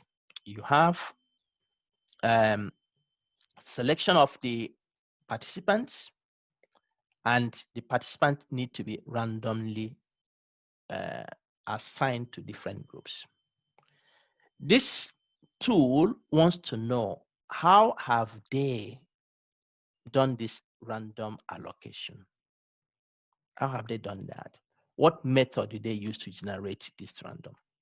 Sometimes people can toss coins, they can use random numbers, they can use the dice, and so on. So if you go to this system, it asks you, how have they used it? And it gives you an indication. If the authors have used this, then this is high quality with regards to this. And so it looks at selection bias, that is how the participants have been selected into the trial. Performance bias, meaning the collection of data or administration of the intervention, were they blinded by the participants and the investigators? If you blind the investigators and the participants, then you achieve high performance and minimize the bias. So the Epoch will ask you questions related to this in order to ascertain, and it will weigh whatever method they have used on the level of quality. And detection bias, blinding of the outcome assessment, attrition bias, what we have discussed, loss to follow-up, incomplete data at the end of the study, reporting bias, when authors choose to report this. And the way you can minimize this reporting bias is through the protocol. If you have the protocol and you can compare what the authors have reported in the paper to what they have promised that they will do, and then they ask you for other biases you think can affect the study that has been done. So this is the epoch. And so if you come, for instance, the selection bias, as I said earlier, they have given you the grading here. If a study has done any of these, then the study is high quality because there is low risk of bias when you use this in terms of random sequence generation. There is risk of low quality if the studies have used these methods in randomly assigning the participant to the intervention arms. And this is unclear if there's insufficient information about how this has been done. Then if sometimes people don't report very well, and if there is insufficient information, please you put unclear there. And this they do for different aspects. Once you get this slide, you can look at this so that you can see what questions they're asking that will help you to grade a study as high quality or low quality or unclear. Okay. The quality assessment is also done by at least 2 people. Can be done at the time of data extraction, which is more efficient, I think, or after that. Yeah, this is EPHPP. I can see if I'll be able to go there and show you.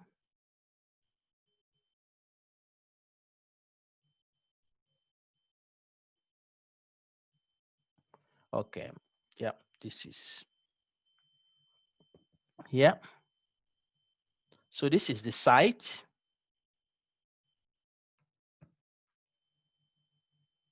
You have here.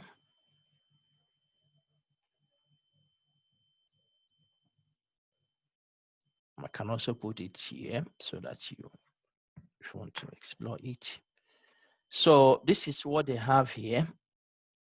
You can choose here. And when you choose here, yeah, it brings you here. This is the way it looks like, and the question, yeah, this is for observational studies as well as randomized control trial, but use this only for observational studies and use the Cochrane epoch for randomized control trial. So they ask for selection bias, study design, confounders, blinding, data collection method, withdrawals or drop out of studies. Okay, so I go back to the slide.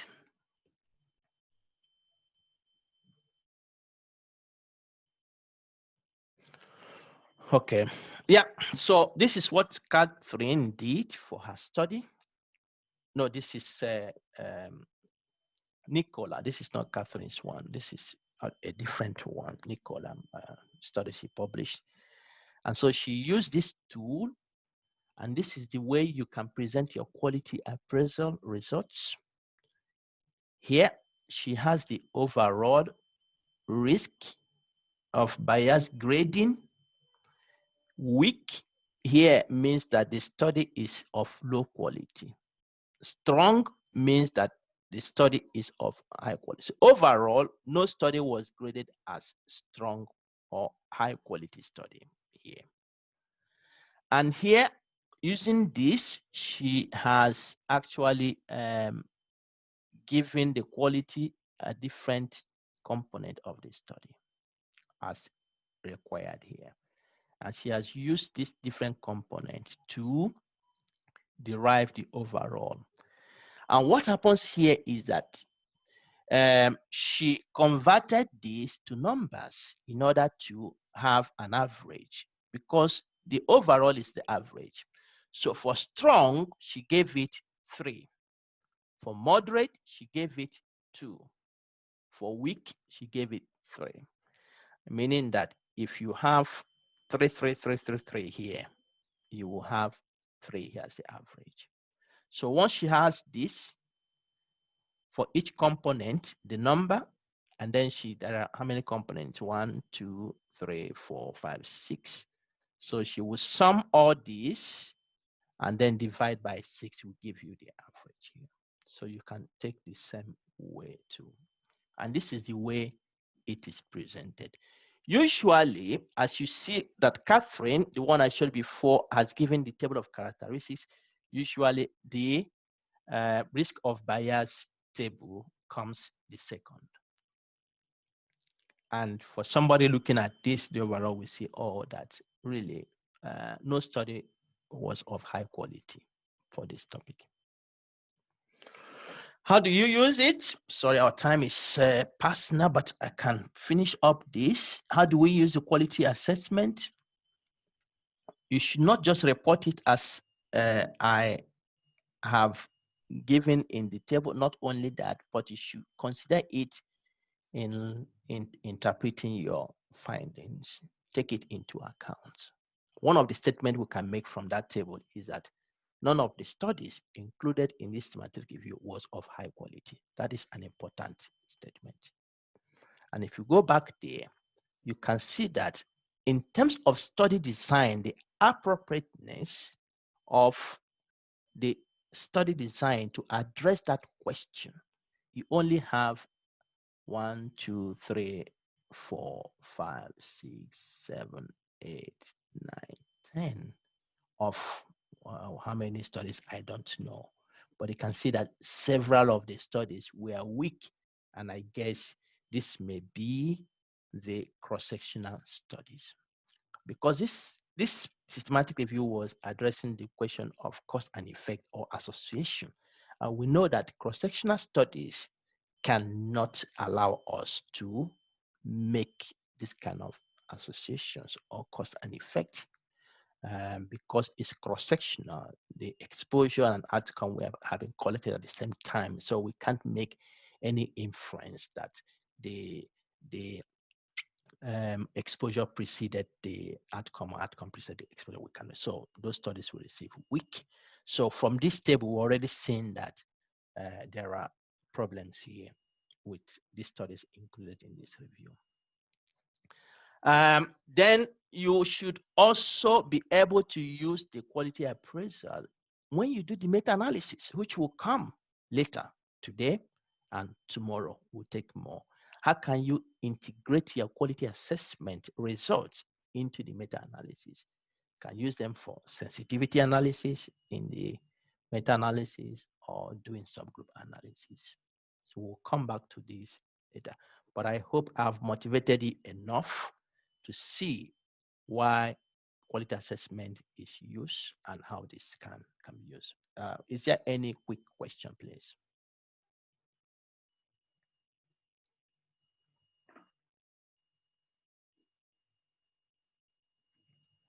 None? Okay. It looks like I've done a fantastic job. It's an interesting one. Yeah. You have a question? It's very interesting, more especially when you spice it with the examples.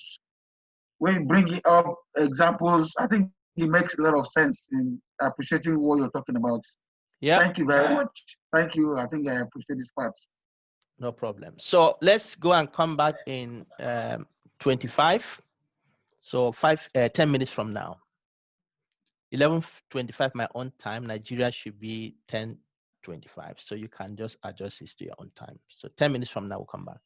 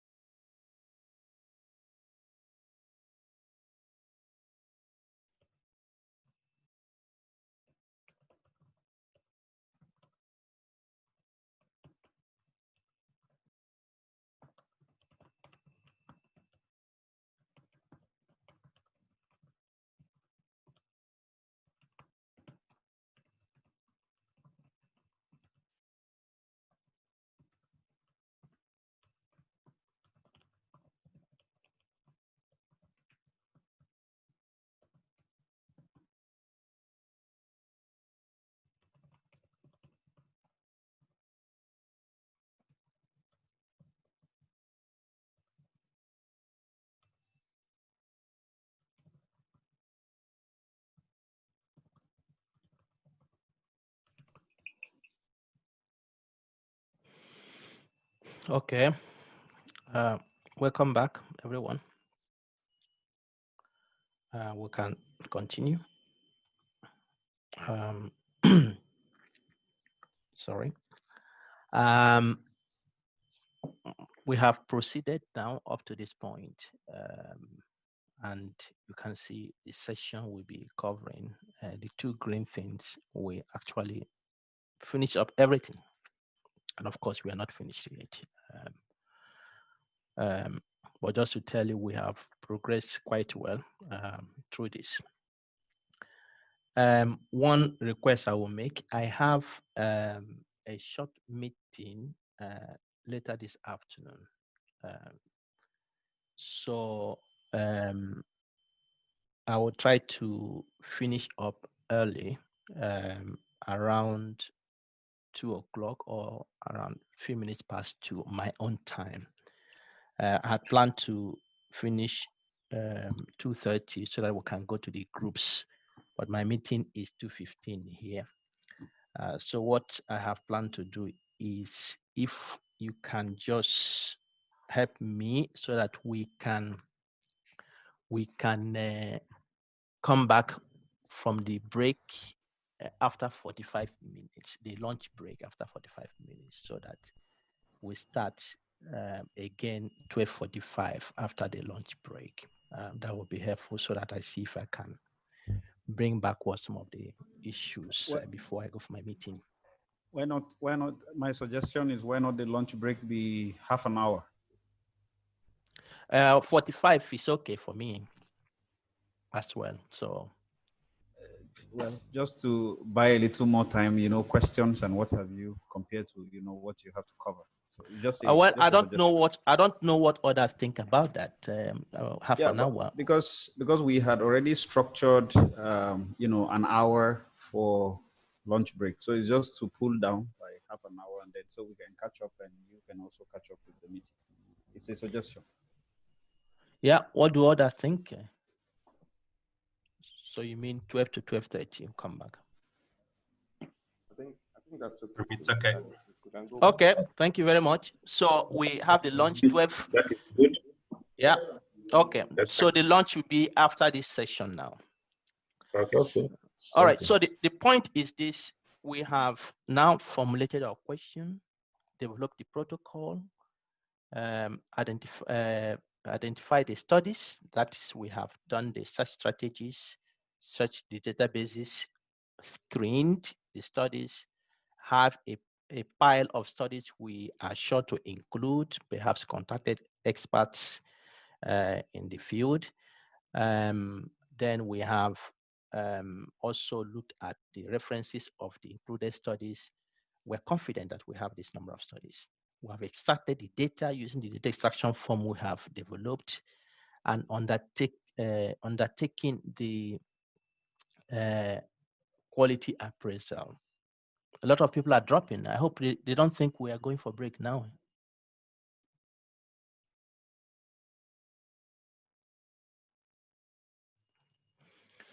Okay, I'll continue. Perhaps it's a problem with the network. So then we are now ready to make sense of our systematic review, to make sense of the evidence, to bring it together, to interpret it, to understand what does the evidence say. So that is the next thing we have to do. And as I said before, the first overarching goal is to quality appraise the underlying evidence, and the second is to provide a summary of the evidence. So the data synthesis is a process where we collect and summarize the derived evidence and reach conclusion on our questions. Yeah, please mute your mic when you come in. I see here some background noise, which can be really problematic.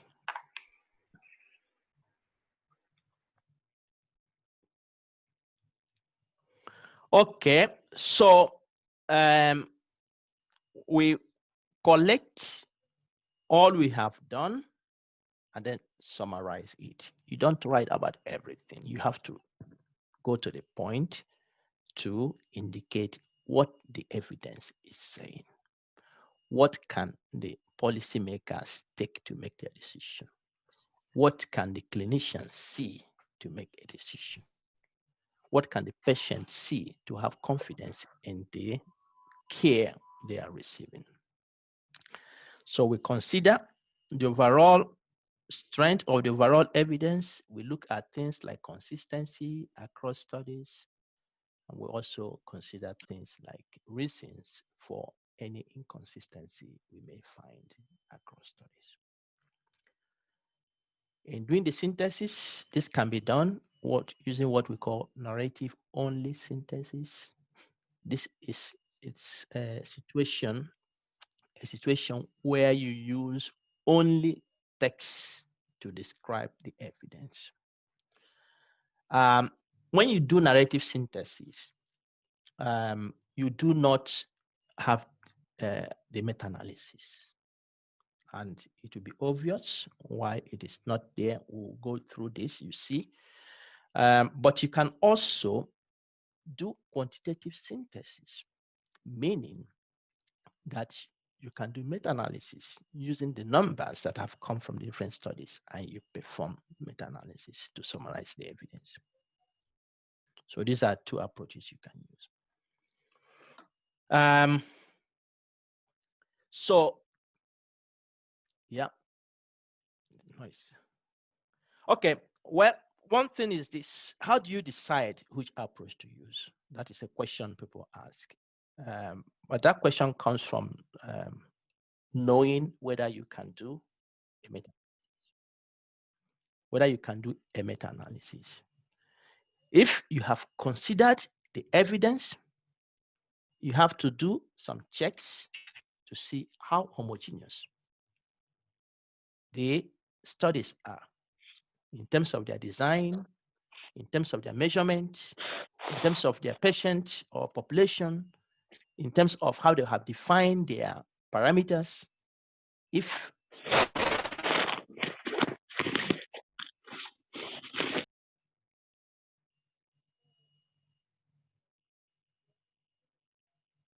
okay. So if you are confident that the studies are homogeneous enough in this different aspect, and so yeah, of course we can do a meta-analysis. Then you use the quantitative approach of synthesis to do a meta-analysis. But if you have considered, say, well, no, they are too heterogeneous, then you don't do it. And this takes you back to the question David asked yesterday: how fancy it is to combine meta-analysis. And I mentioned that we'll come back to this to say that you have to make a decision. And that decision informs whether you do a meta-analysis or not. It's not just to go and begin to force the data. You need to evaluate how homogeneous the studies are in this different aspect, and then reach a decision whether to do a meta-analysis or not do a meta-analysis. Yeah, how do you decide whether to do a meta-analysis? We have what we call the heterogeneity between the studies, and there are two aspects: the clinical heterogeneity and the methodological heterogeneity. The clinical heterogeneity is the aspect of the study that is clinically oriented, and this is differences in the patients, differences in the measurements that have been done, differences in classification of outcomes, and so on and so forth. Methodological heterogeneity is aspect of study design they have used, aspect of analysis they have done, and we have to consider this aspect to see how much similar these studies are. And if the studies are clinically, in terms of patient population and measurement that have been taken, are different, or in the way the study has been implemented, the methods they have used in implementing the study design, they are different, then we cannot combine them. For instance, if you have a study that is a clinical trial that is addressing a particular question, and you have another study that is a cohort study that is addressing the same question, we can't combine them because in terms of design, they are different. It's like combining apples and oranges. In terms of design, they are different. So we can't combine those studies. So what you would do in that case is, if you have several randomized controlled trials, combine them on their own. If you have several cohort studies, combine them on their own and derive evidence for each of these sites. So in that case, we can make meta-analysis. Okay. When you're doing the synthesis, I have shown you the table of characteristics. You need to develop your tables to tell your story in a very good way. And the tables are important. And I've shown you example of tables of characteristics, tables of quality assessment that have been made. And these tables need to be explicit and rigorous. Thinking of your question in your mind and thinking of the audience as well. Narrative only synthesis, it's difficult to say, do it this way, do it that way. There's no gold standard of how this is done. It still goes back to what I was saying. Think of the audience, think of the message. What do you want people to know from this? But it's a general framework you can have here. You can develop a theory of the underlying association or concept you have. And then you can develop from the studies you have included a framework of the findings across the studies. You can compare studies to studies that you have included, even though they are not similar, but you can make some kind of comparison. And then you can critically assess how these studies and the findings they have provided an answer to the question you are asking. In this situation, many people do reviews, and it's, you know that if you just do ordinary review, it's not so easy. But in this situation, the semantic review has made it quite easy for you, in the sense that you have taken a semantic approach to a point whereby you can now assess. In these few studies, you have a clear picture of what they have done, and you can critically assess these studies and make your conclusion. Any question on this far?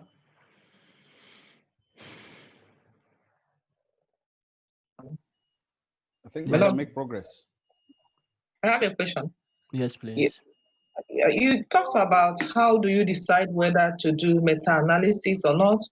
You did mention clinical heterogeneity and methodological. But eventually somebody is not working, is not in the medical, doing research with, doing animal study. Is there any parameter one? Well, the key thing there is the heterogeneity is a heterogeneity. What kind of, for instance, if you're using mouse models, you have to also consider how similar the models that have been used across the studies are. The laboratory procedures that have been used, how similar are they as well? So it falls within. There's background noise. Yeah, background noise. Somebody's.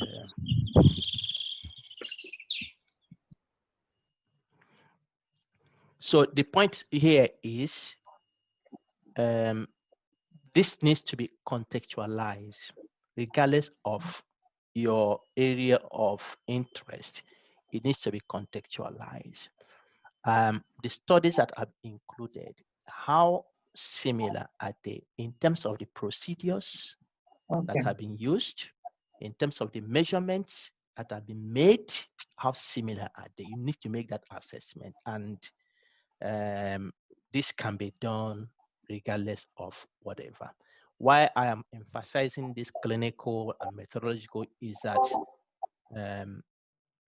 I mentioned yesterday that the course is biased towards medicine, healthcare, public health. But the principles apply across different contexts. Okay. Thank you. Thank you. All right, Lucia, you have a question?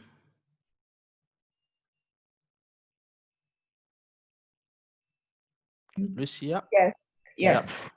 Talking about different populations, if I want to study like a prevalence of some disease, and I found like studies with different populations, like like an example, if I want to study the prevalence of hepatitis B, and I have like HIV positive patients, I have pregnant women, so like children. So that means that I cannot do meta-analysis, or is that a way to do that? Well, it depends on your question. I mean, if you in that you want to estimate the prevalence in the population regardless of age, then you can do meta-analysis.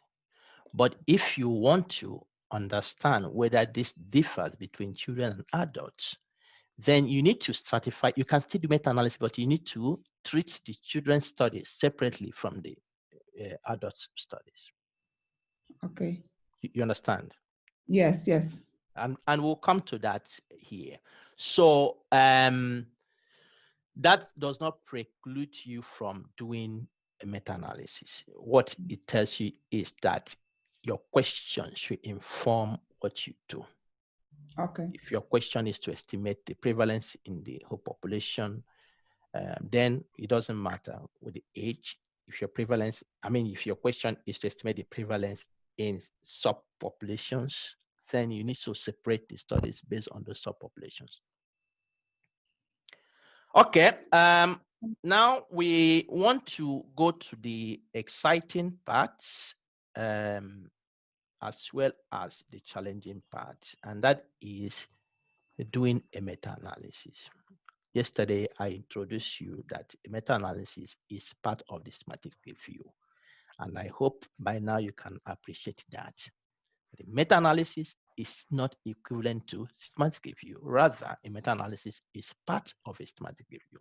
And it's that part of the systematic review that you use statistical tools to analyze your data or to synthesize your data. Classically, a meta-analysis is presented using what you see here. And this is called forest plot. It is not in every case that people present their meta-analysis in this, but this is in most cases how a meta-analysis result is presented using the forest plot. So what does it contain? It contains these numbers here represent the different studies that you have included. And you have this line here for each study. This line here from beginning to the end of it represent the confidence interval you have from the estimate the study is estimated. Like here it says standardized mean difference. From here to here is the confidence interval of the standardized mean difference for this study. This box here, where this box is where the point estimate is. So the standardized mean difference is here, while this is the lower confidence interval and the upper confidence interval. The box itself, the size of the box represents the size of the study. So the bigger the box, the more people are in that study. The smaller the box, the less people are in that study. So you can see this study appears to be the biggest, and this study appears to be the smallest.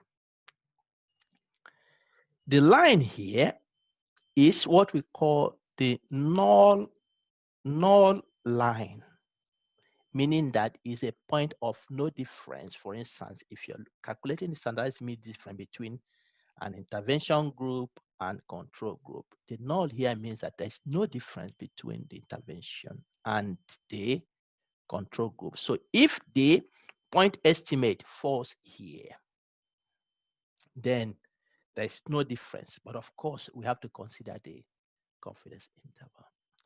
Then you have this diamond shaped. These ones are rectangular shape, indicating each study. The diamond shape is indicating the estimate when all these studies have been put together using the meta-analysis procedure.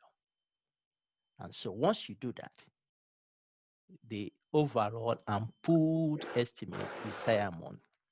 And what this tells you is that you can see the beginning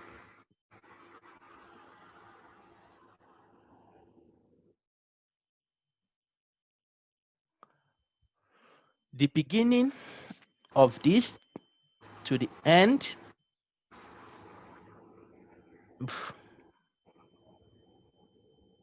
Is that Posey? Posey, can you mute your mic, please?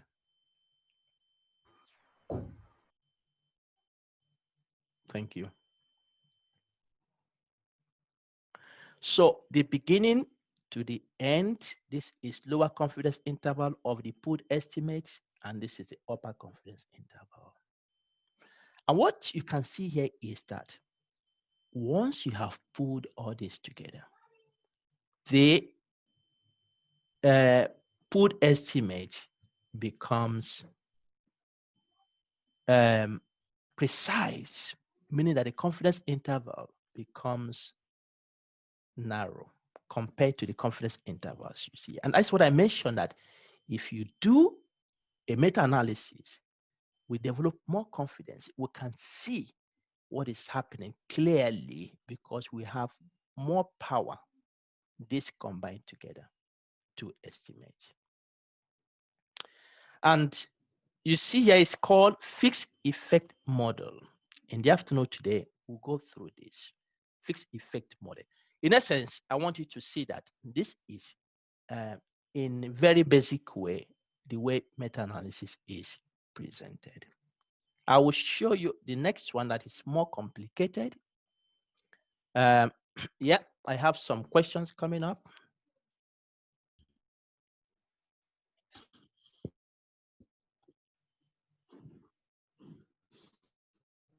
Yeah, who is asking? May I ask, may you go back, please, the previous slide, the diamond shape on the previous slide? Yeah, it's there. Yeah, the pooled estimate. I'm wondering if the size of that diamond shape also represents a pooled size of all of the sample sizes. Yeah. So this is pooled, and that is why you see it here. It's big. Okay. Yeah. Okay. Okay, that's fine. Thank you. Here you take time. I've put this here so that you can study each step. And what? Yeah, Urban, you want to ask a question?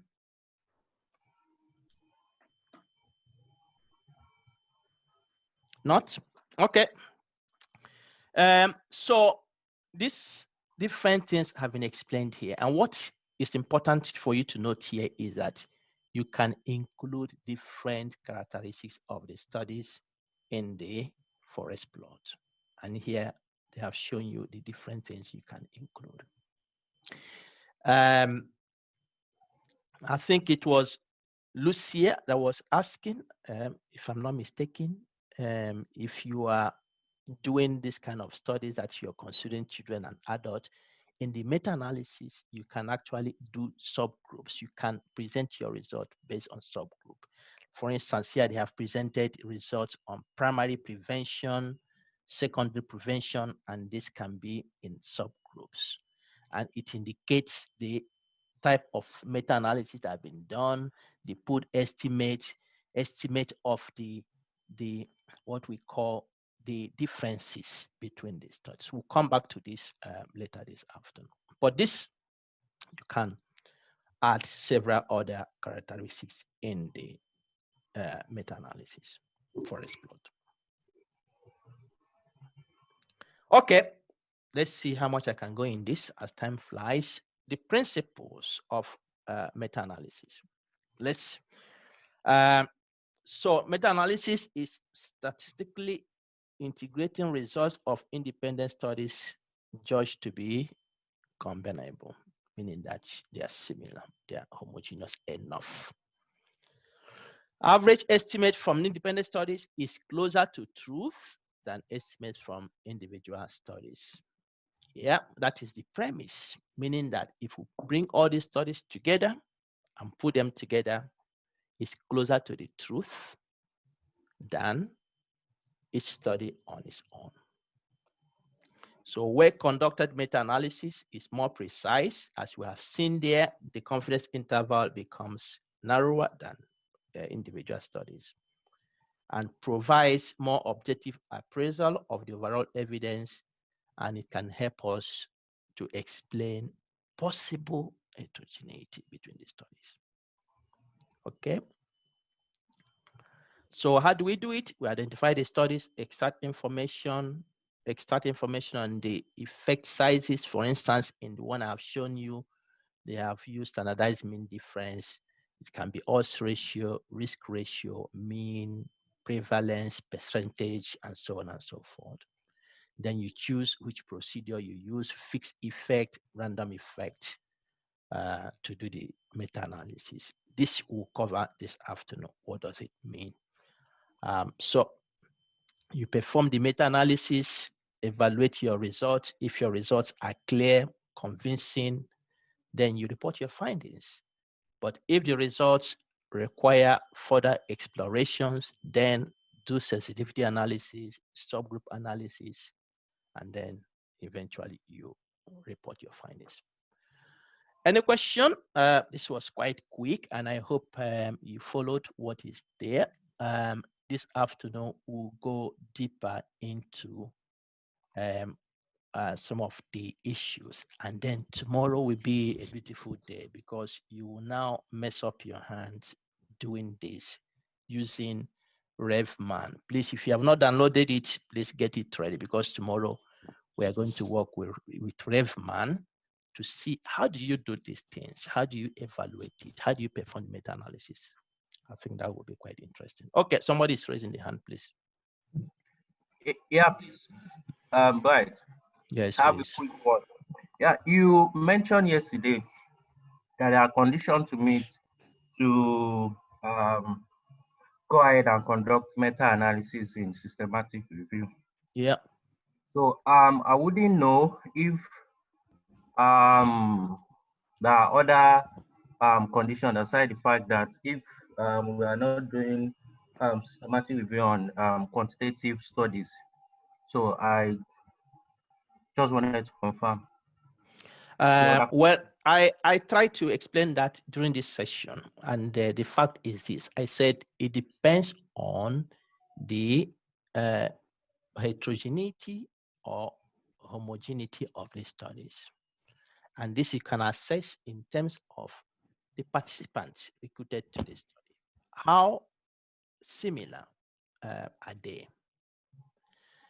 In terms of study design, how similar are the studies in terms of study design? The measurement they have made, how similar are they? Can you combine these two studies? Can you say they're measuring similar things?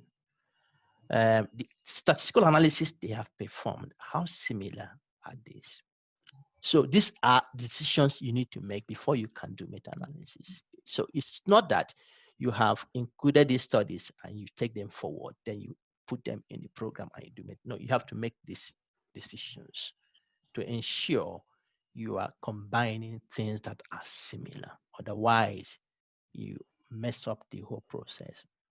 Let me see if I have time to.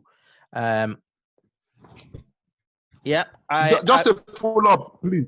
Yes, just a follow up. How many homogeneous studies will you need? How many homogeneous studies will you need to agree on a meta-analysis? Yeah, that is an important question. The more, the merrier, somebody said yesterday. Yeah, but the minimum studies you can use for a meta-analysis is 2 studies. But okay, it also compares to the normal studies you do. So if you have few number of participants in a study, the less confidence you have in estimating what you're estimating. The more you have, the better. So, but the minimum is 2 studies. Yes. Yeah, I see other hands raised, please. Yes, thank you very much. Considering the fact that the studies have to have some sort of similarities. Now, when it comes to data analysis, should the analysis be verbatim or some aspect just needs to be similar to conduct meta-analysis, or it has to be verbatim from A to Z? No. So you mean that the studies must be similar in every aspect? Well, not. We will demonstrate that tomorrow so that you can see certain things. In terms of this homogeneity I mentioned, this needs to be discussed in your group. You need to discuss whether there is a similarity in that. But another thing is that in systematic review, in meta-analysis, you could actually include apple and oranges, and the goal you have there, when you include that, the goal may not be to estimate this. You may include apple and oranges. The goal may not be to estimate this. The goal may be to see how the apples, what the findings of the apples are compared to the findings of the oranges. So instead of, for instance, you see here, they have given the primary prevention and they have given the secondary prevention. And within the primary prevention, they have estimated this. And within the secondary prevention, they have estimated this. So you can use meta-analysis, one, to estimate the overall effects. You can also use it to try to understand why are the studies actually different. And when you do this second part, the goal is not to estimate the overall effect, but to have that understanding how the apples and the studies of the oranges are different and what can cause their differences. Okay? Any other question? Otherwise, we'll continue this in the afternoon and you can bring more questions. But now I think we can go for the lunch, and you agree we'll come back in 30 minutes. So this is 12 o'clock my own time, and let's come back 12:30.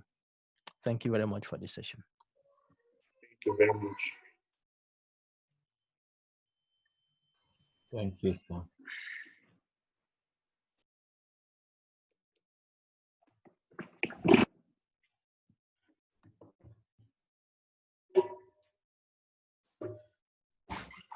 Yeah.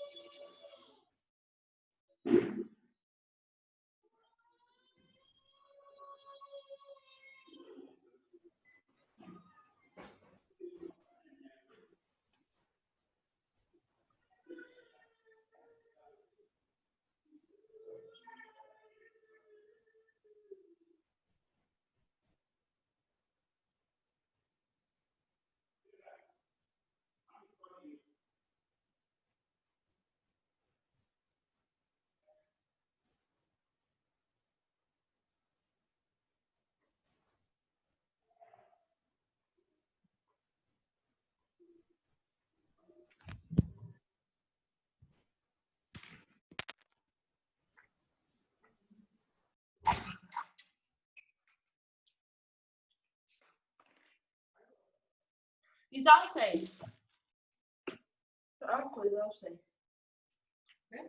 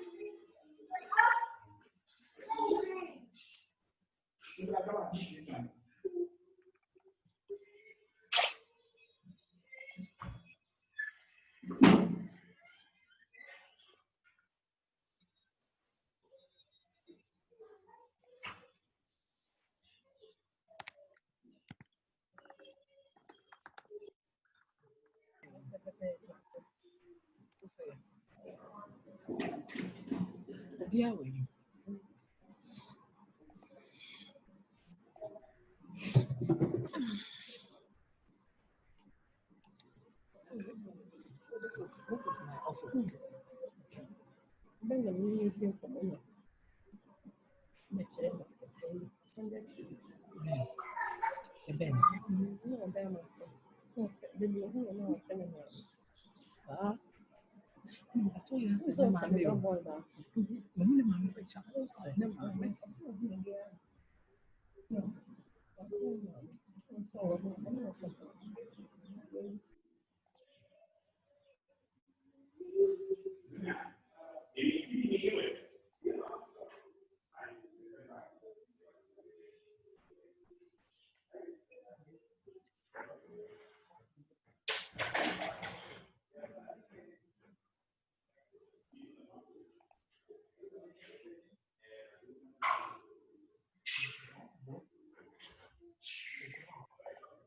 Logo o trabalho, por isso eles já almoçaram, não te esqueças.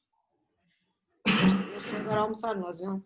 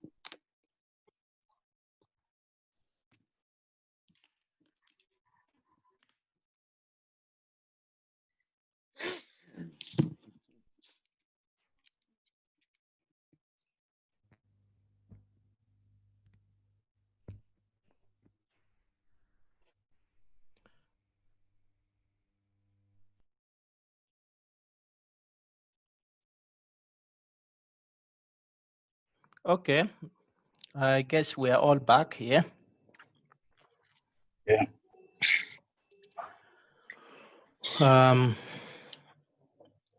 So we will continue on the trajectory of the meta-analysis.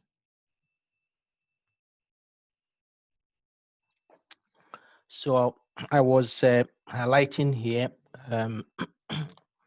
step 4 when you are conducting a meta-analysis. Step 4 is the stage where you choose the meta-analysis procedure you use. I will explain that in detail during this session, but I don't know up to now if there is any burning question so far with the things we have covered up to this point. So please feel free to ask, because I know that this section can be challenging sometimes for people. It's good that you catch the ideas quite well.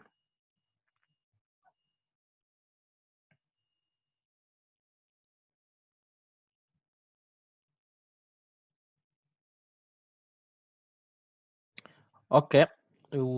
Yeah, somebody is raising the hand. Lucia,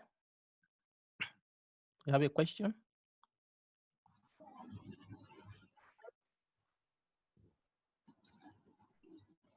Any question? Okay. So I have now said that at the point of synthesizing the evidence, you can take the approach of doing just narrative synthesis if you have judged that you are unable to do a meta-analysis based on the homogeneity or otherwise heterogeneity of the studies. But if eventually you decide to do a meta-analysis, then there are two approaches to doing it. I've shown you the forest plot and how that looks like, and that is what you use to present the results of a meta-analysis.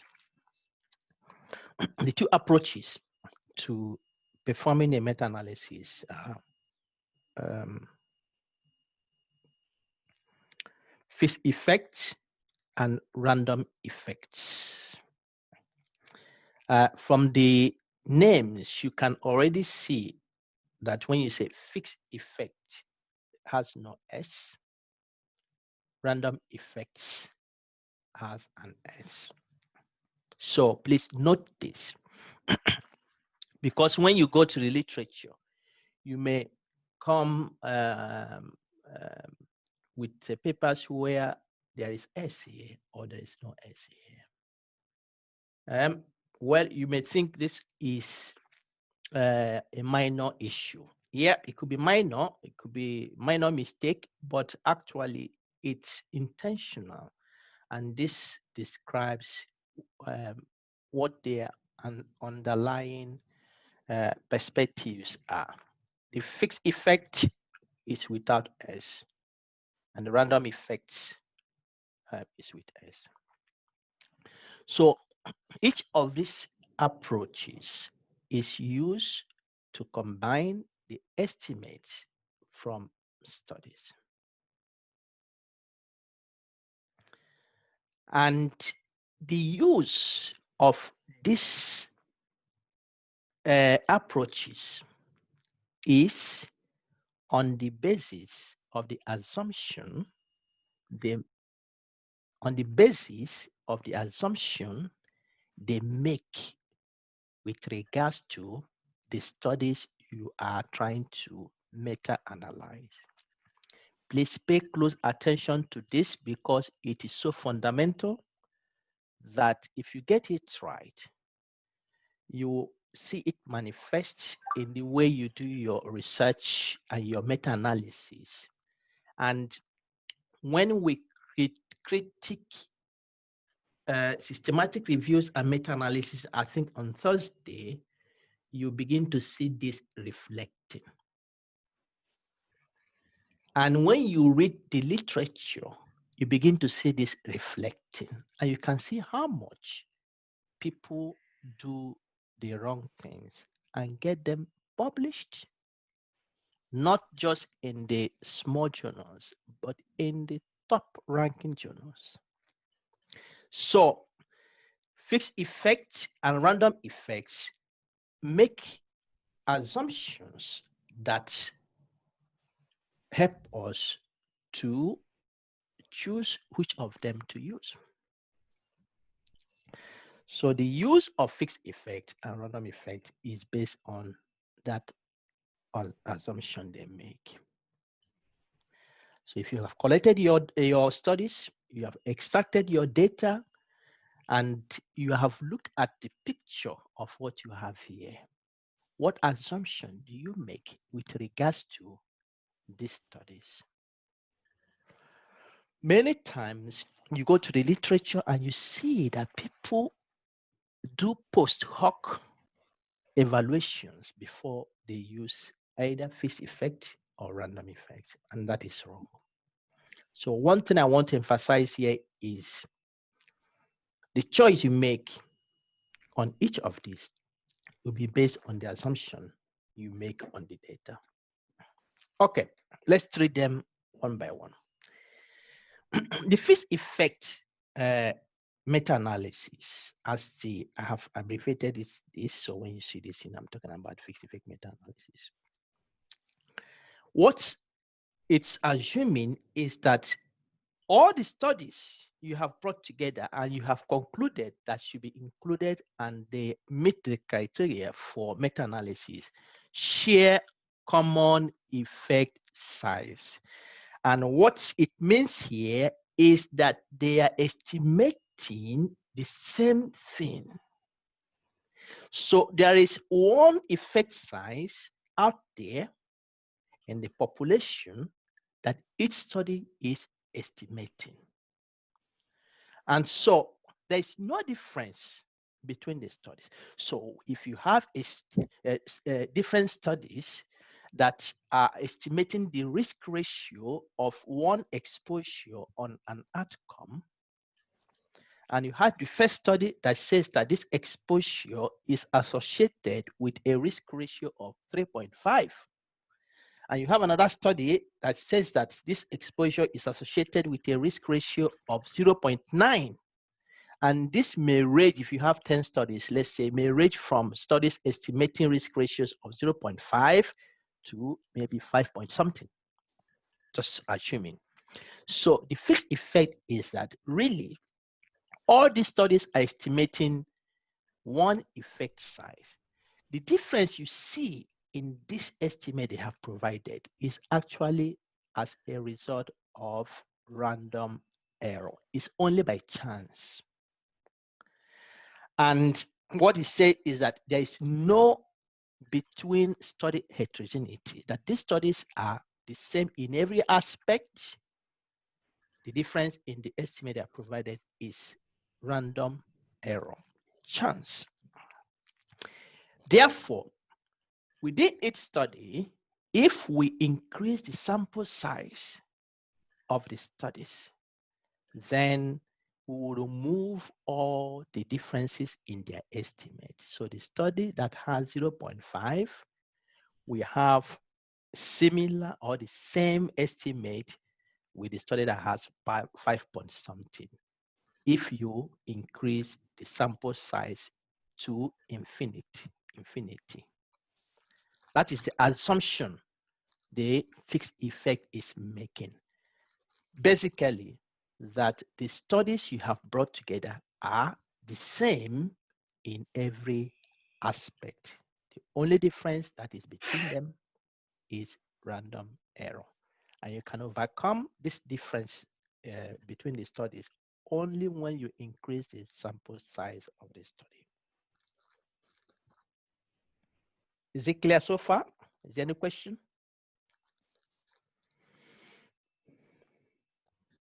Okay, great. I want you to get it. Okay, let me illustrate how this can work in reality. And I want you to think deep into this assumption. And I want you to relate it to realities you know. An example of fixed effect would be a kind of situation. Let's say in a university, I call this university X. This university has recruited new students. And before they were recruited, they evaluated their English language performance, and they have a test, the common one we have today is TOEFL, whereby you write this test to show that you can speak and write English before you're admitted. And so all the students who wrote this test were admitted because they passed to the university.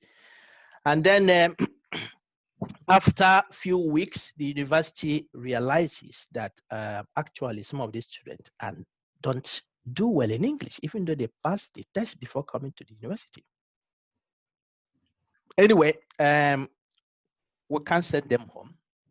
We admit them, but we can do something. We can give them our own English test to screen them. Those who don't do well with our English test, we can give them supplementary lessons in English to help them meet up. So the university decides to give this test to all the students that were recruited that year. And eventually, this university, as you know, in many places, that universities are many times not central, don't have all the students in the same place. So some universities have campuses in different places. And let's say in this place that it's difficult really to commute from place to place. So what we do is that we can give the exam and let the students write their exams wherever they are. So within that university, right on your own campus. But what you can do is now we can randomly distribute students to the centers where they write this exam. So what happens here is that these students are coming from the same pool of admitted students. And these students are randomly assigned to the centers where they write the exams. So once they have finished writing the exam, the university can decide within each center, let's calculate the mean score the students have in this exam. So for instance, if they have 5 centers, they have distributed the students. Each center write and they calculate the mean score. Each center write and they calculate the mean score, and so on and so forth. Remember, it is within the same university. The students are randomly assigned to the groups, and then within each group, they calculate the mean score. When you do this, and the process that yields to this, these 5 centers are like studies, 5 studies. So when you do this, because you have used this random process to generate this and distribute these centers that are different studies, then if you observe differences in the mean score between centers, we will assume that this difference is due to random error. Random error on the condition that the random distribution of the student to the centers was well done.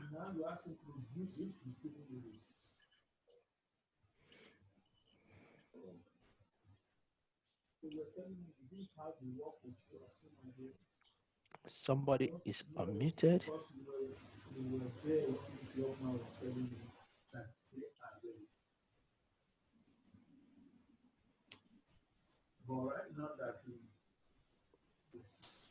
Can you mute your mic, please, if it's not muted?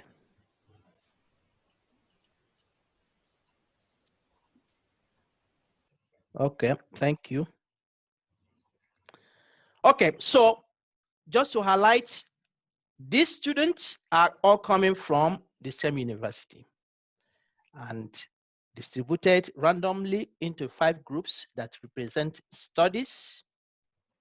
And so if we get their score and calculate the mean score, it is possible that the mean score may vary between the groups or the studies. And we can explain this as a result of random error. And that is on the condition that the random assignment to the groups were well done. So if we pull these studies, making this assumption, we can confidently use fixed effect meta-analysis. And the assumption is that being in any group has no impact on the score because the students have been randomly distributed. That is the assumption fixed effect meta-analysis is saying, that the students come from the same pool and they were randomly assigned. So any difference will be due to random error.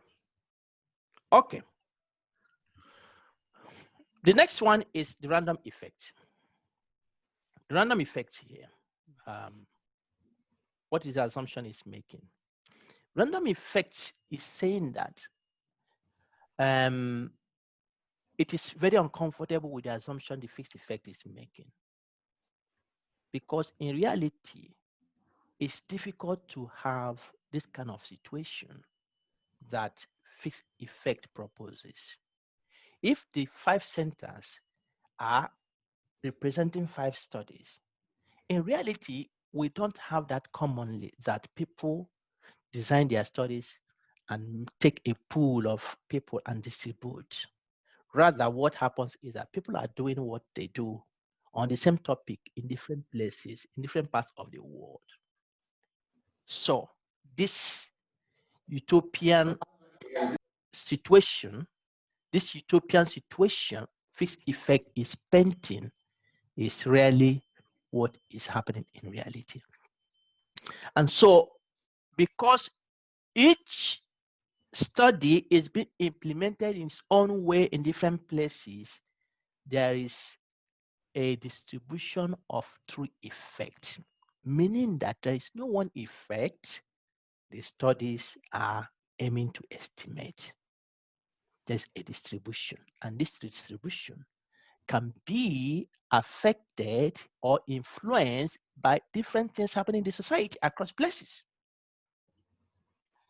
And so if you plot this distribution, you may have a normal distribution of this effect across places.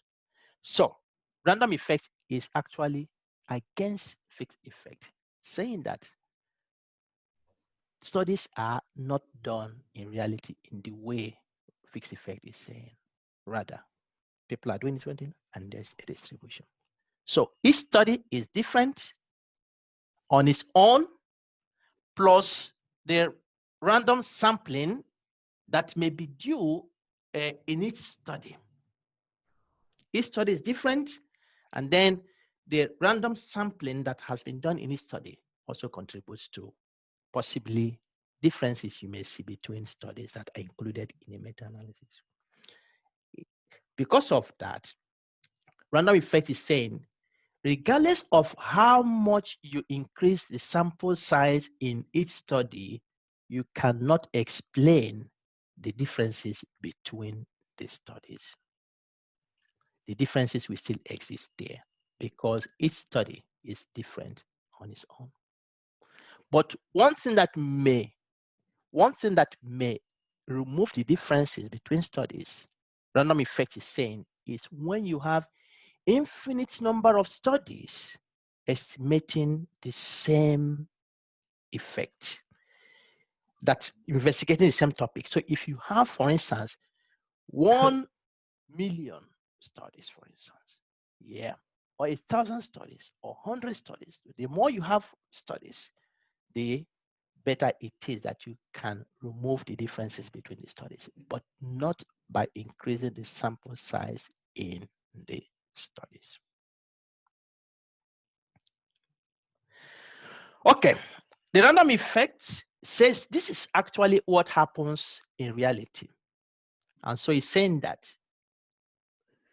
the case is that there are, instead of having students coming from the same pool of university, what happens in essence is that the universities are different on their own across country.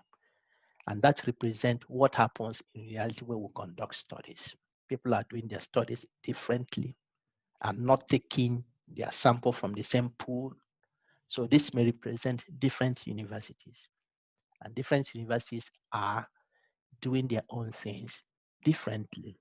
And different universities may have a selection of students into a university that have particular characteristics that may differ from students going to other schools. So because of that, the university is differ. And then when you calculate the mean score of this test that is given for each student at different universities, there will be difference between these universities because the students are different.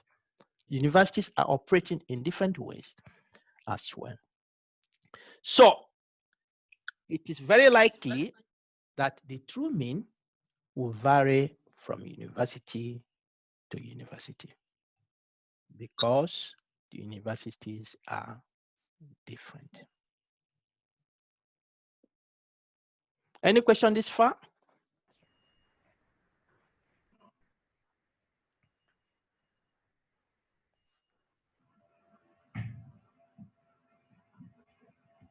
Any question?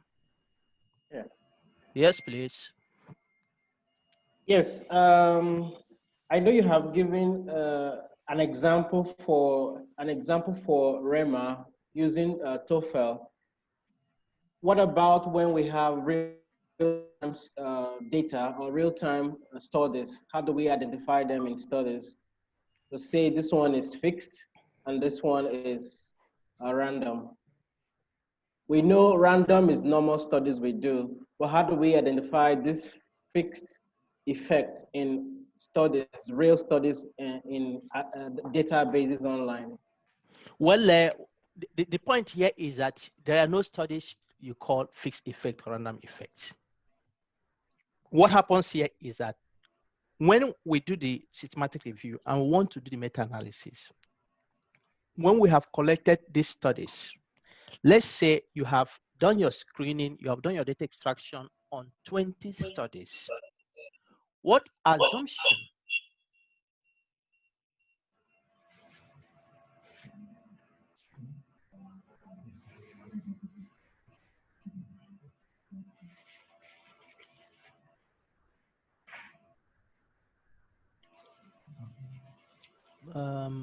there's still background noise. I'm not sure who.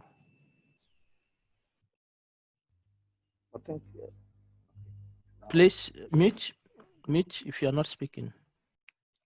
Okay, so once you have brought together these studies and you have decided to do a meta-analysis, the question you ask, what approach do I use? Because there are two approaches.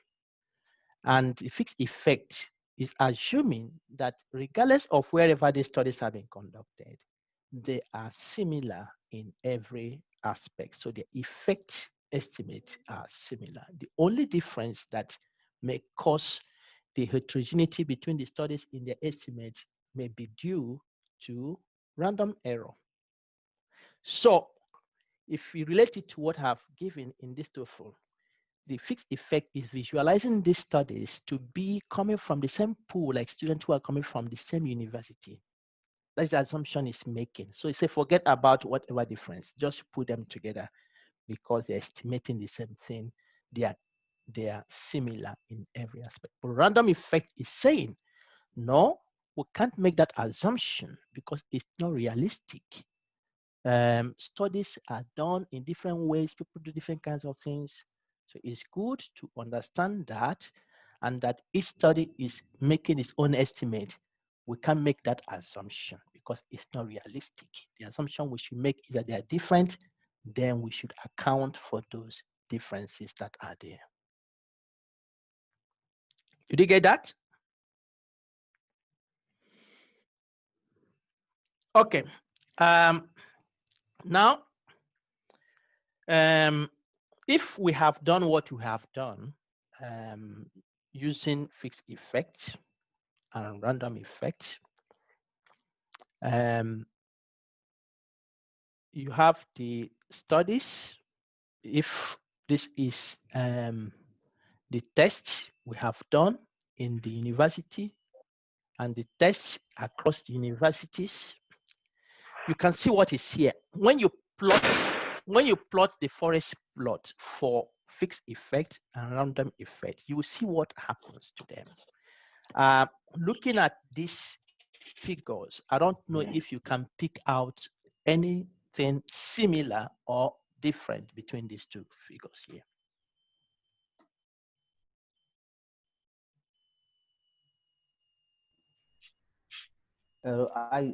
I think the mean scores and the sample sizes are the same for both. Mm-hmm. Yeah, is that right? The mean scores here and the mean scores here are the same, isn't it? Are the same. Yes. Yeah, and the sample sizes here and the sample sizes here are the same. Okay, thank you. Yeah, any other point you want to make? Except for study C, which the sample size for FEMA appears bigger than that for REMA, the study C. And then the summary. The sample size is the same. C here and C here is the same. Okay, they're the same. Sorry, the mean. The mean is I don't know. the same The box as well. for the C looks bigger. The box for C looks bigger than that of. Yeah, that is. Yes. Yeah, that is fantastic. So, but the sample size here is the same. So what you're saying is that this box that represents the sample size is bigger here than it is, isn't it? Isn't it? Yeah. Yes. Any other point? And then the diamond. The diamond. The summary diamond is at the null for the REMA, but it's to the right for the FEMA. Yeah. And so you can see the diamond here for the fixed effect is close to the right, and for the random effect, it is on the null. And then one other thing you can see is what? Is the relative weight different? The diamond size. Relative weight. Yeah, so the relative weights you can see, even though this has the same mean and the same sample size, here is 12.5, here is 17.5. And the biggest study here is actually C. You can see here it's given relative weight of 50%, and here is given relative weight of 30%. And somebody mentioned the confidence interval of the summary estimate. Here is narrower, and in the random effect is wider. Yeah. Any other point you can note from there?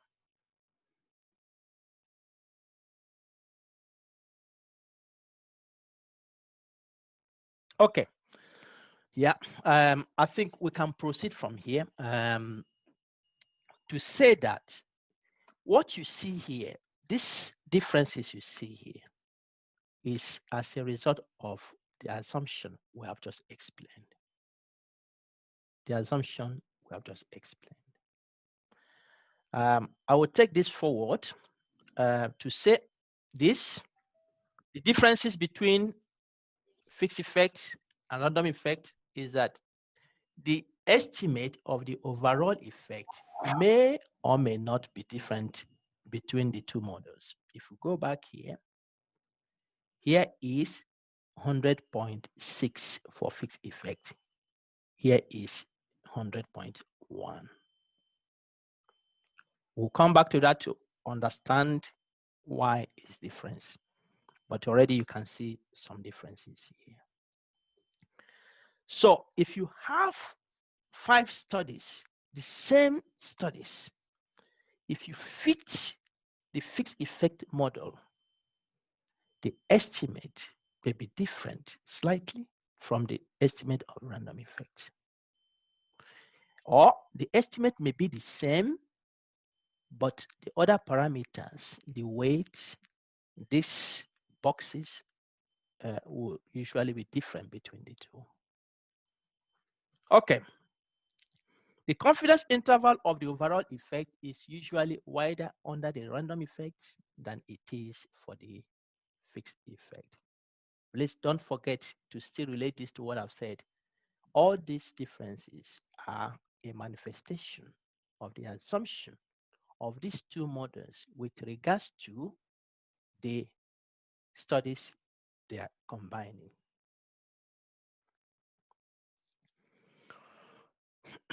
So the relative weight we have seen is different in the two models. And this is the key part of the differences we see. The relative weight is different in the two models. This is the key part. And I want to explain this, that the assumption fixed effect makes and the assumption random effect makes, it's reflected in the weight that they give to the studies. And it is this weight that contributes to the pool estimate, because this pool estimate is the weighted average of the studies, the weighted average you get here. And so the weight assigned to the studies contributes to this estimate here. So under the fixed effect, large studies will usually gain influence or gain weight, while the small studies will lose weight. In the random effect, large studies will lose weight, while the small studies will gain weight. And you can see that clearly here. This is the largest study. The sample size of this study is equal to the sample size of these 4 studies combined together. And in the fixed effect, it gives it 50% of the weight. But if you come to random effect, the sample size of study C is also equivalent to the total of the sample sizes of these other 4 studies. But random effect gives this biggest study 30% of the weight. And you can see the boxes reflect that as well. And for these little studies, this is 12.5. It gives proportional weight, but here it gives it 5% additional weight to these small studies in the random effect. So that is why it says in the fixed effect, the large studies gain weight, the small studies lose weight. In the random effect, the big studies lose weight and the small studies gain weight. This is because of the assumption they make and accounting for potential differences that may exist there between the studies. Any question?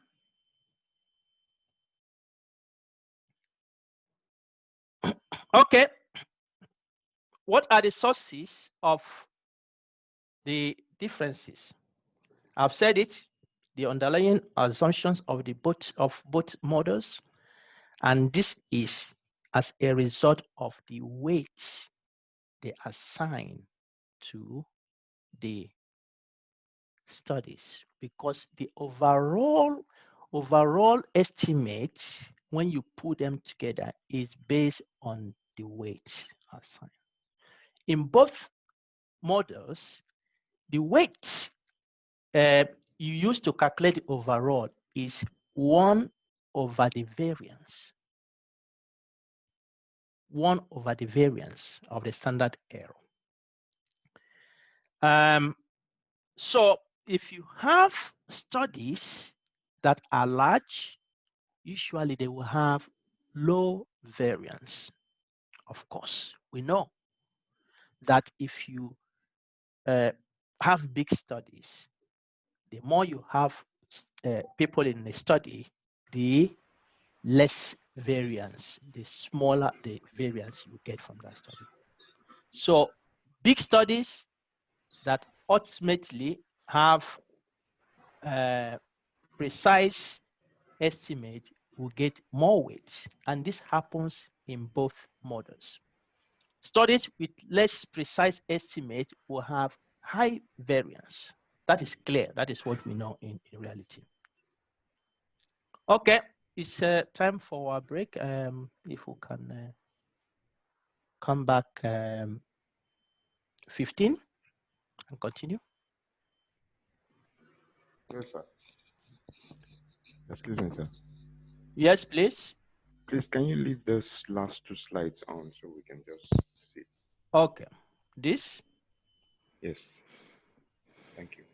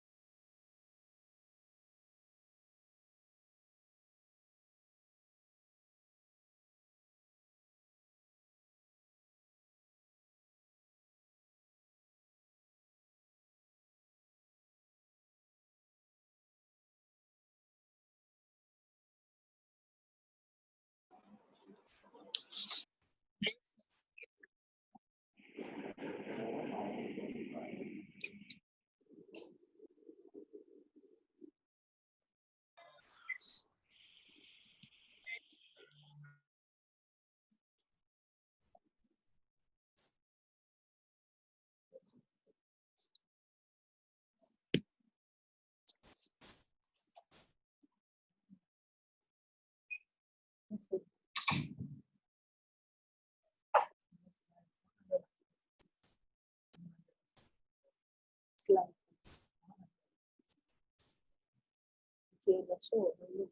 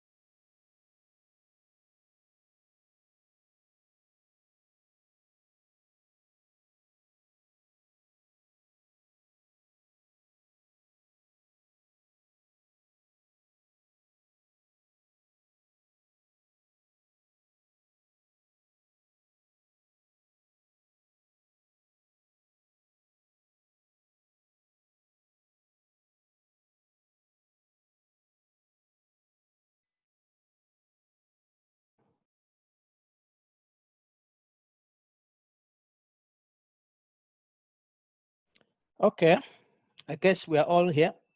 Can continue.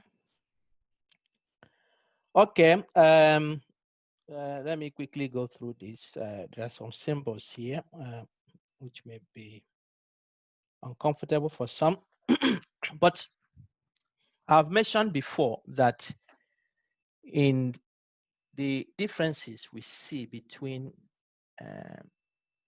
fixed effect and random effect is based on the assumption they make. And this assumption they make is reflected in how the estimates from the studies are combined. And the estimates from the studies are combined by weighting the estimates the studies have contributed. And so for each study, there is a weight assigned. And in the fixed effect, the big studies will usually get the biggest weight. Why? Because the fixed effect is saying that the differences between the studies is based on the random error, which is now calculated as the inverse of the variance. So 1 over the variance, or 1 over the standard deviation of this the standard error. And so there is one source of weighting that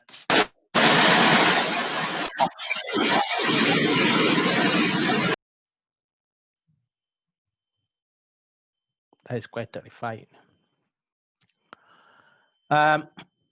So there is one source of error that the fixed effect is indicating based on its assumption, and that is the chance, the random error that exists between the students. And therefore, for the weight assigned to the studies, it is variance of the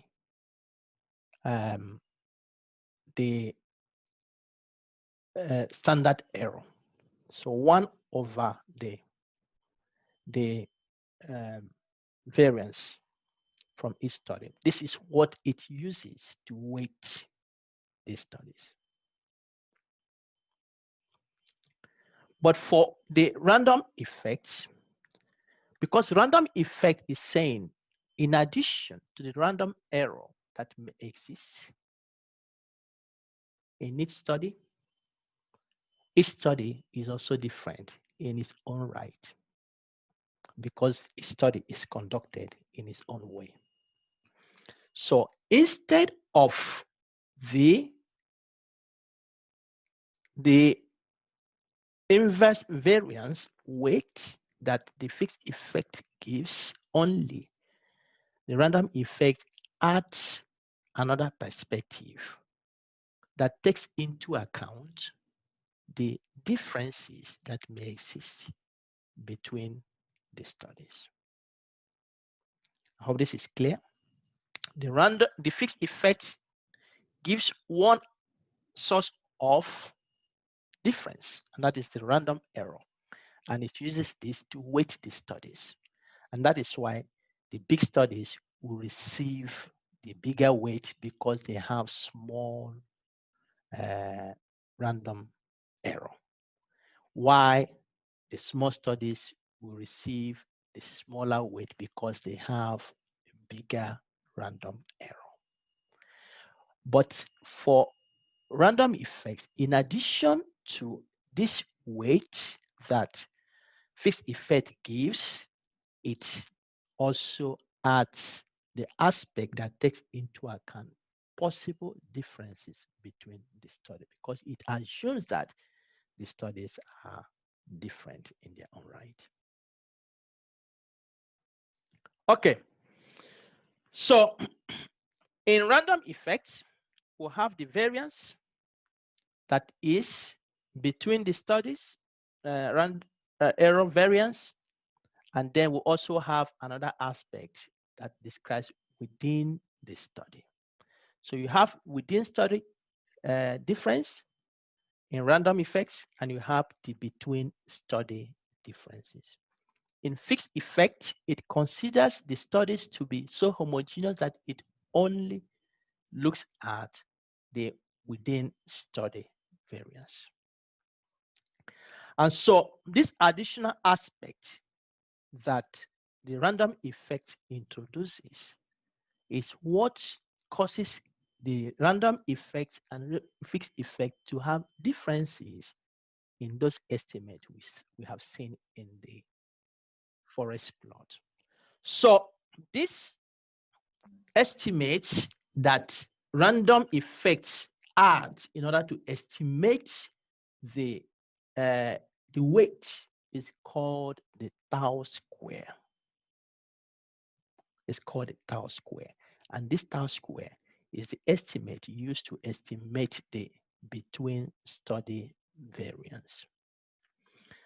And so the random effect has two sources of variation it uses to weight the studies: the between and the within and the between.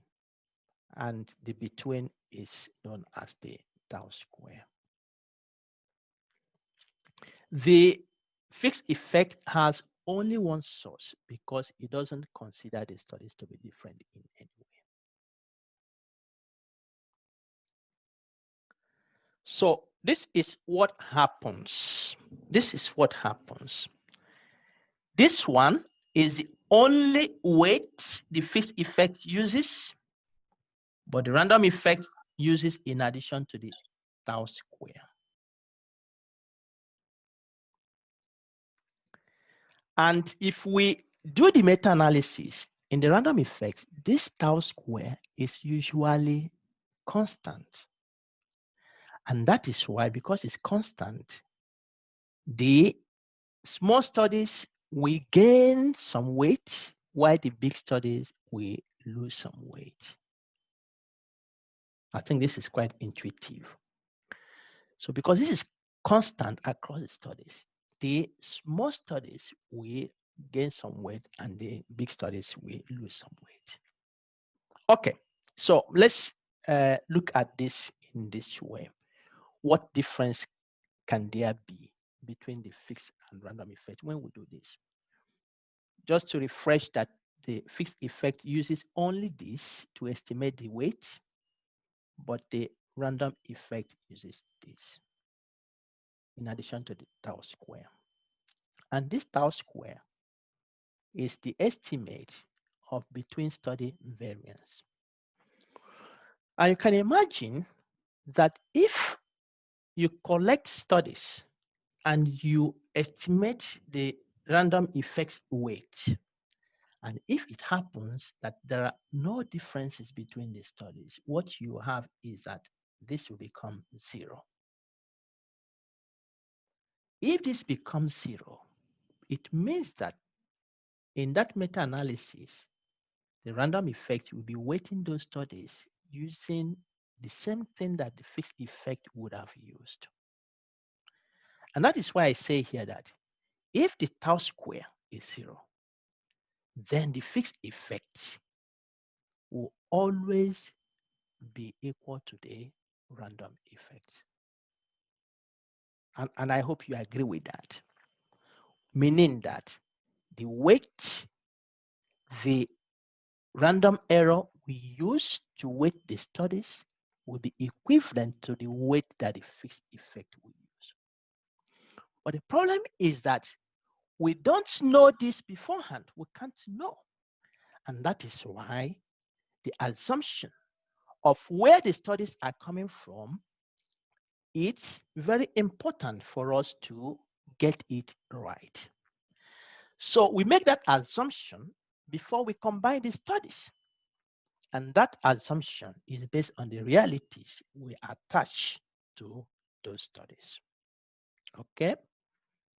And this tau square estimate is based on the Simonian and the Laird theoretical development they have made in this area to establish this as a fact. So mathematically, we can say that the fixed effect is a special case of random effect with additional constant common to all studies. So the random effect has this. And once this is 0, this is the same as the fixed effect. Okay. I think this will be the question you'll be asking. Which model do I use to combine my studies when I'm doing a meta-analysis? I will still emphasize this again, that this depends on the assumption you make on the studies you have before you. I will recommend, as others will do, to use fixed effects if you are certain that all the studies are identical. All the studies before you are identical. If you're certain of that, then of course use fixed effect. You should also use fixed effect if your goal is to compute an overall effect that is not generalizable beyond population in the analysis. And this is really what we want to do. But this is very much important for you to note. The studies you have, are they identical in every way? Is that a reality we face? Okay. So I highlight here that the fixed effects assumption is very strong assumption. And it's an implausible assumption to make in most systematic reviews. And I think you appreciate that. Studies may be similar in many ways, but are rarely identical to estimate to assume that they are estimating the same effect. That is the reality we face. Why? Because the studies are conducted differently across places. So you can see that this assumption the fixed effect is making is really implausible and appears not to be a reality we have when we do our studies. Okay, the random effects is typical of rewards. Yeah, we are all different and we do things differently. And so why don't we take into account those differences that are there? And you can't easily know beforehand that what difference is there. Use random effects if you are combining studies solely from the literature. If you have searched the databases for all these kind of studies, automatically use random effects. That is the recommendation. And you can now begin to see that maybe throughout your whole life, you may not find a scenario where the fixed effect meets a condition. Yeah, that is what is there. And if you go to the literature now, as we will do, I think on Thursday, you begin to see that many people actually do it in the wrong way. Many people still use the fixed effect model. But if you obtain your studies from the literature, use the random effect because it is more plausible to use. Yes, David, please.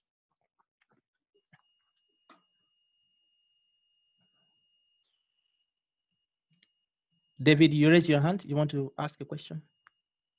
Yes, my microphone was off. Sorry, I'm sorry. Yep. Yeah, this is very, very good, and I'm very happy that you are emphasizing this again and again, because sometimes we make reference to literature because we have found something in literature, even though if the assumption is erroneous, we don't take into consideration. So I'm very happy you are doing that. But I'm wondering, so would there be any situation where we will ever use fixed effect model? I don't know if you came across the paper I did with Subas on using the individual participant data from DHS. And in fact, initial one, that paper was first reviewed by New England Journal of Medicine. We thought they should have accepted it, but they didn't anyway. But then initially we used the fixed effect. And then along the line, I think it was Lancet, when they went for review there, they asked us to change to random effect. And I think when it went to global health, then they were talking about why did we use random effect instead of fixed effect, because it's coming from the same study, the same DHS, the same data and all that. So we actually got confused. We did some consultation, and then finally we used the random effect. So I'm just wondering, would there be any situation ever that we can use fixed effect, given that even these are data that has been collected, it's not from literature. But what we did was that we pull all the DHS data from the various countries, and then we run it. Yeah, that is an important question. And as you can appreciate from what we are seeing here, the assumption fixed effect is making is very strong. It's very strong assumption. And we have to see how much that is a reality. Yes, I will answer to say that in some situations, the fixed effect can be used. But you still need to be sure that you're making the right assumption. And it can be used in this way. A group of researchers want to address a particular question. And they want to do what we call multi-center randomized control trial. And usually what they do is that they come together they develop the same protocol. Everything must be done in adherence to the protocol. And then they go to their different countries and implement the protocol. So in that sense, the studies are designed in the same way. But even at that, what we know that happens in reality, even when they have made this common protocol, common procedures, there may be some differences that creep in undertaking this study. The way the patients behave in, for instance, in Ghana may be different the way they behave in Sweden. And this may affect the implementation of the protocol. The way those who make this measurement may be different from place to place. And so because of that, the fixed effect becomes also challenging to make in this kind of context, even though you use the same protocol and implement this across settings. So the point we are making here is that the fixed effect overall ends up being a theoretical concept that may not relate to what happens in reality. I will come to that to emphasize it again. But in the case of DHS, you can see that based on what we have done here, you will now go to use random effects because the DHS, yes, they have developed these questions, but who collected the data?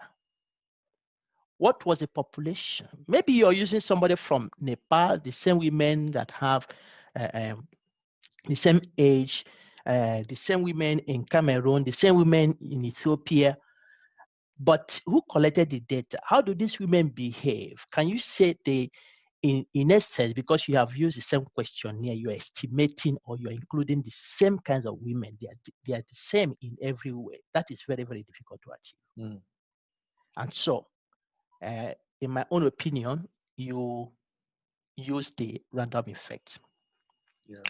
As I go forward, you see, maybe I will I'm very happy. Yeah, we did that anyway, but initially we were wondering whether. yeah. But now I will go forward to try to convince you in another way to say that I have mentioned that when you use the random effect, it's the tau square that is the extra thing that you add that differs from the fixed effect, the tau square. If the tau square is 0, the fixed effect is always equal to the random effect. And I want to convince you that whatever you do, because the assumption of fixed effect is so strong, so whatever you do, I will want to convince you to always go with the random effect, because the tau square is not estimated beforehand. We don't know it beforehand. But what happens is that if you use the random effect always, there's no cost for using that. There's no cost. It is more realistic, even though it's more conservative, but it's more realistic. And if there is no differences between the studies, then it will always equal to the fixed effect. But if there is difference, the fixed effect will not capture that. So the random effect incorporates those differences that may be there. And once it is done, we can see how much that influences the estimate, and we can make further investigation using that. Okay, so the point here is that if you use the random effect and the tau square is 0, you will always get this estimate that the fixed effect will give you. So you lose nothing at all. And so why don't you use random effect? If it is indicating that the studies may be different, integrate it in the weighting mechanism it does. And if the studies are not different, which is not always the case, then it will be estimating the same thing as fixed effect. So you lose nothing if you use the random effect. But if you make from the outset the assumption of the fixed effect, that the studies are the same in every way, then you are making a very strong assumption, and that assumption can be outrightly wrong. Okay, I don't know if you have any question. I think usually this is a session where people may have challenges, but if you have any this thing, let me know so that we can deal with it.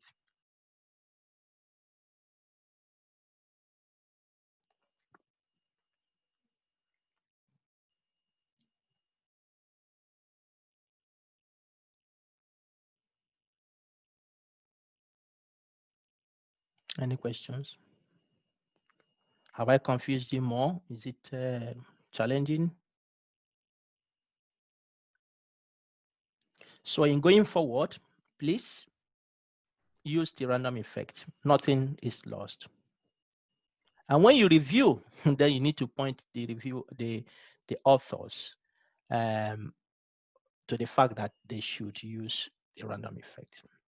What happens in the literature is that many people do not analyze their data based on the assumption these models make.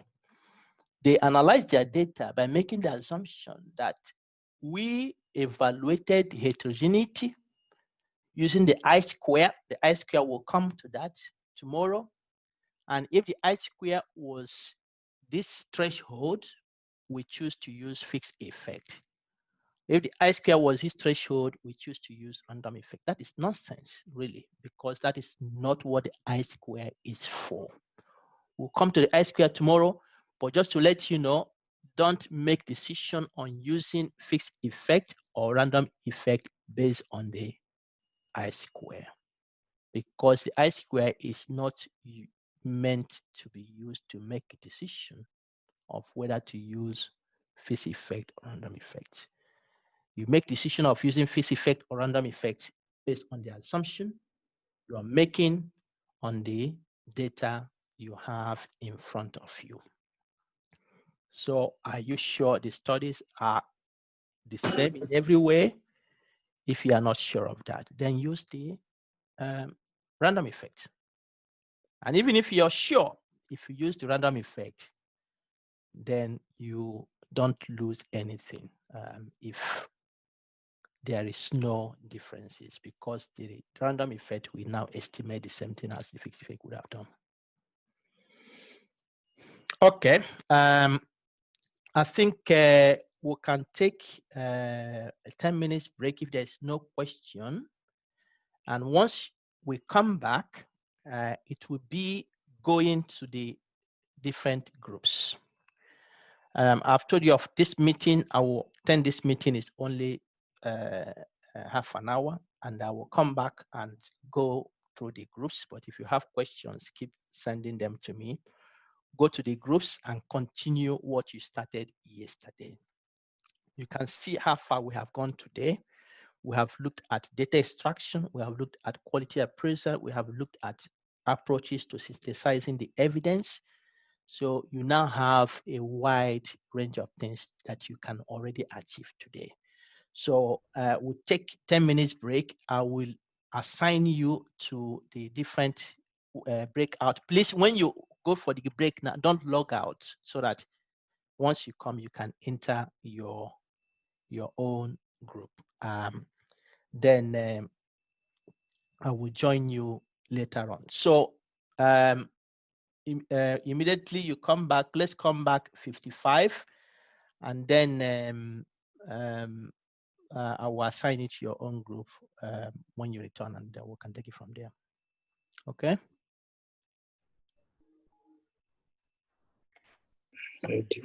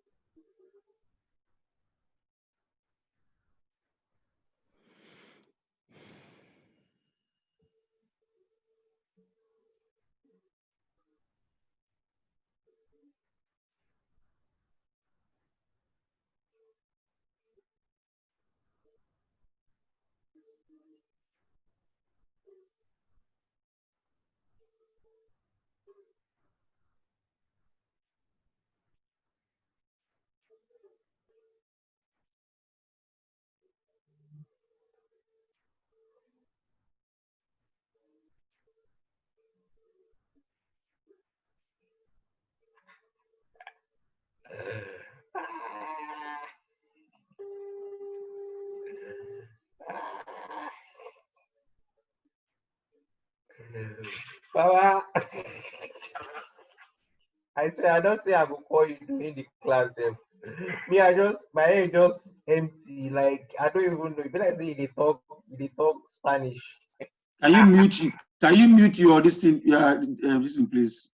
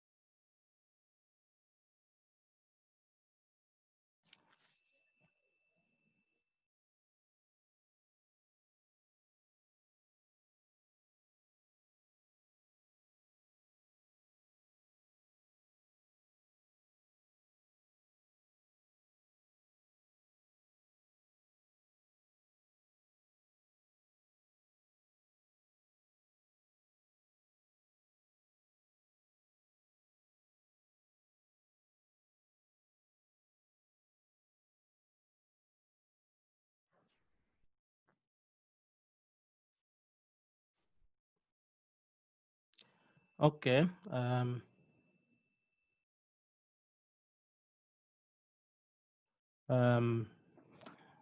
Any question?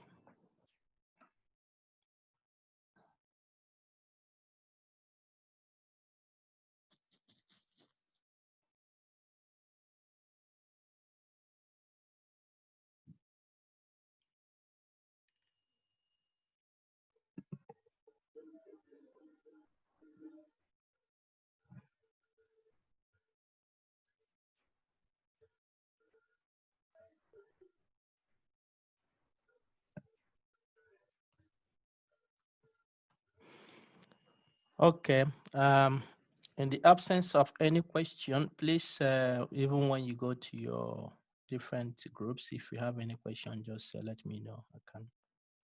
I know this last session can be challenging, but I try to take it on the high level of each, not dealing with different kinds of details, but I hope that you were able to see the difference between the fixed effect and random effect. Primarily, they are used to combine estimates from studies, but the method you use depends on the assumption you're making. And what I try to convince you is that you should always use random effects, because the fixed effect assumption is challenging to meet. And then even if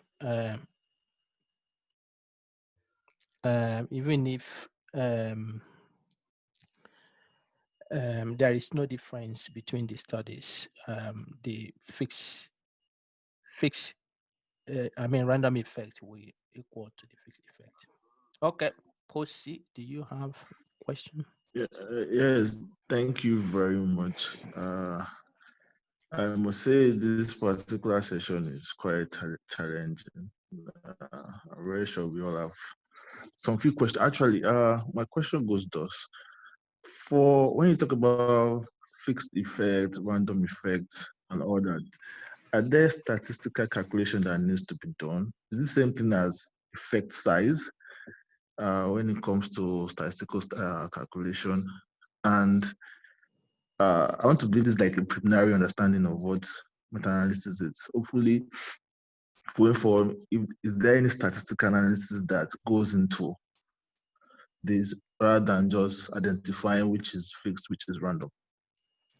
Well, the last point you have made, for those who are non-statistician, that is what you need to just decide.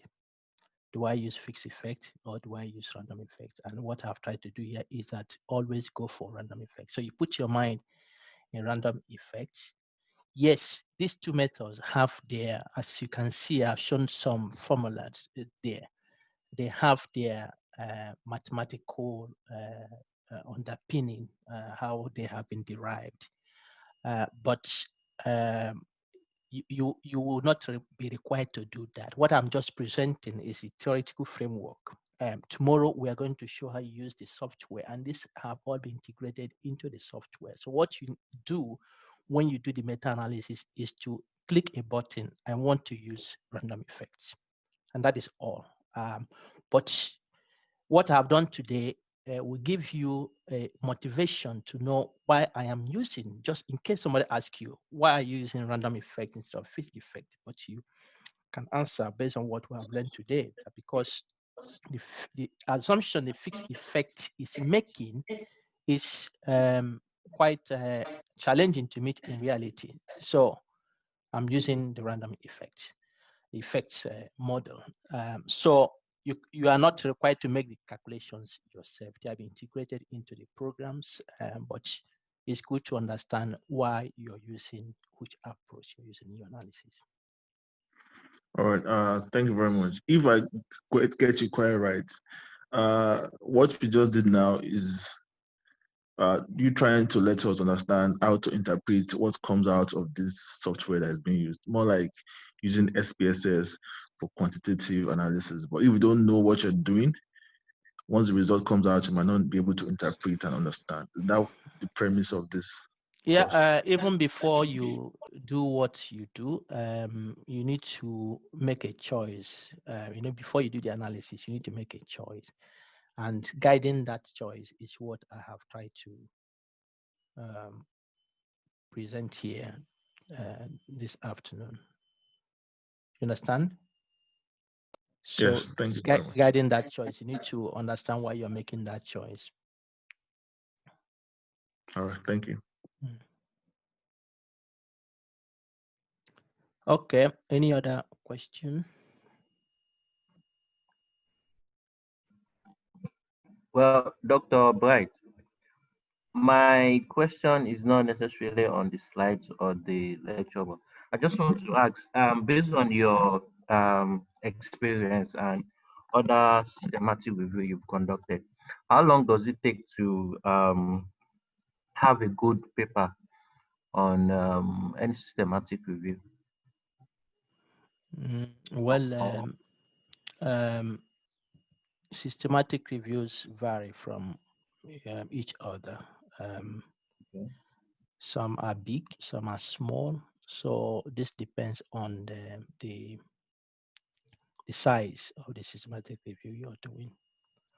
Okay. So it's challenging to estimate for every systematic review until you know the number of studies you are including.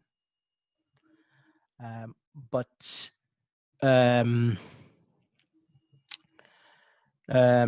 if you have also several people working on that, is also different from when you have few people working on it, Okay. So these factors come into play. Systematic reviews can take between 1 month to 3 years, 5 years. So it depends on the size and the manpower, the time you have to commit to that, and these factors need to be put into account. Oh, okay. Yeah. Thank you so much.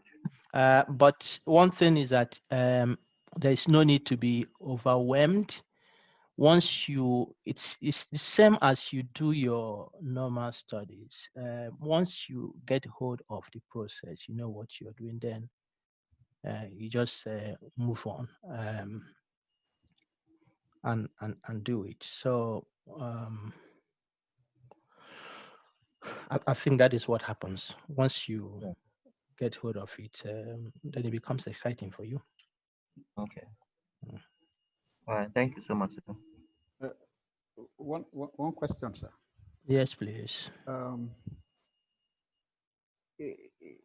Back home in Africa, let me use that terminology. Do you advise that it is appropriate that for any doctoral work to be embarked upon, systematic review be done before an individual embarks on a study? That is actually an important question. That is a very important question. As you can see here, the systematic review helps your research. It helps you to get a grasp of what is happening on a field. I used to work at the University of Edinburgh. And one thing they have now is if you start your, in the institute where I used to work there, one of the policies, if you start your doctoral thesis, the first thing they want you to do is to do a systematic review to synthesize the underlying evidence on that topic you're doing. Not every school will accept that, but in my own experience with this is quite helpful, because by the time a student takes a year to do this, and and finishes this, you will see that your knowledge of this field is very wide increase. You understand what is happening in that field. And so, in addition to the primary study you will do in going forward in your thesis, you already know where the gaps are. You already know what evidence is all about. Then you know how to fine-tune or even frame your question in going forward. So I wouldn't say, yes, you must do that, but I think I would say that it is helpful, and I've experienced that this is helpful for many students. But it varies from place to place. My doctoral students here, the first one is doing an umbrella review, and the second one is doing a schematic review as the first thing they would do.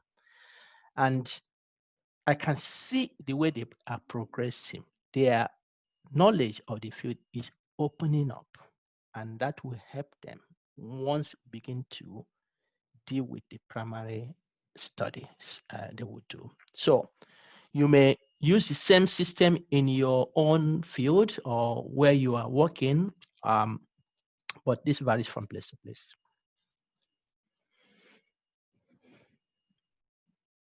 Okay, any other question?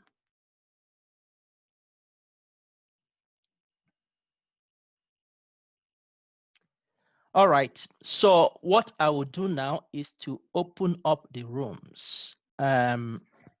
Please, question coming? Okay, so I'll open up the rooms, continue from where you stopped yesterday, and you can see what I have on my slide here. Some of the things you may want, but continue from where you stopped yesterday and take it on from there. I'm happy to be consulted if you have any listening, and after my meeting, I will come around and go through the groups and see how you're doing. Okay, the rooms will be open in a bit.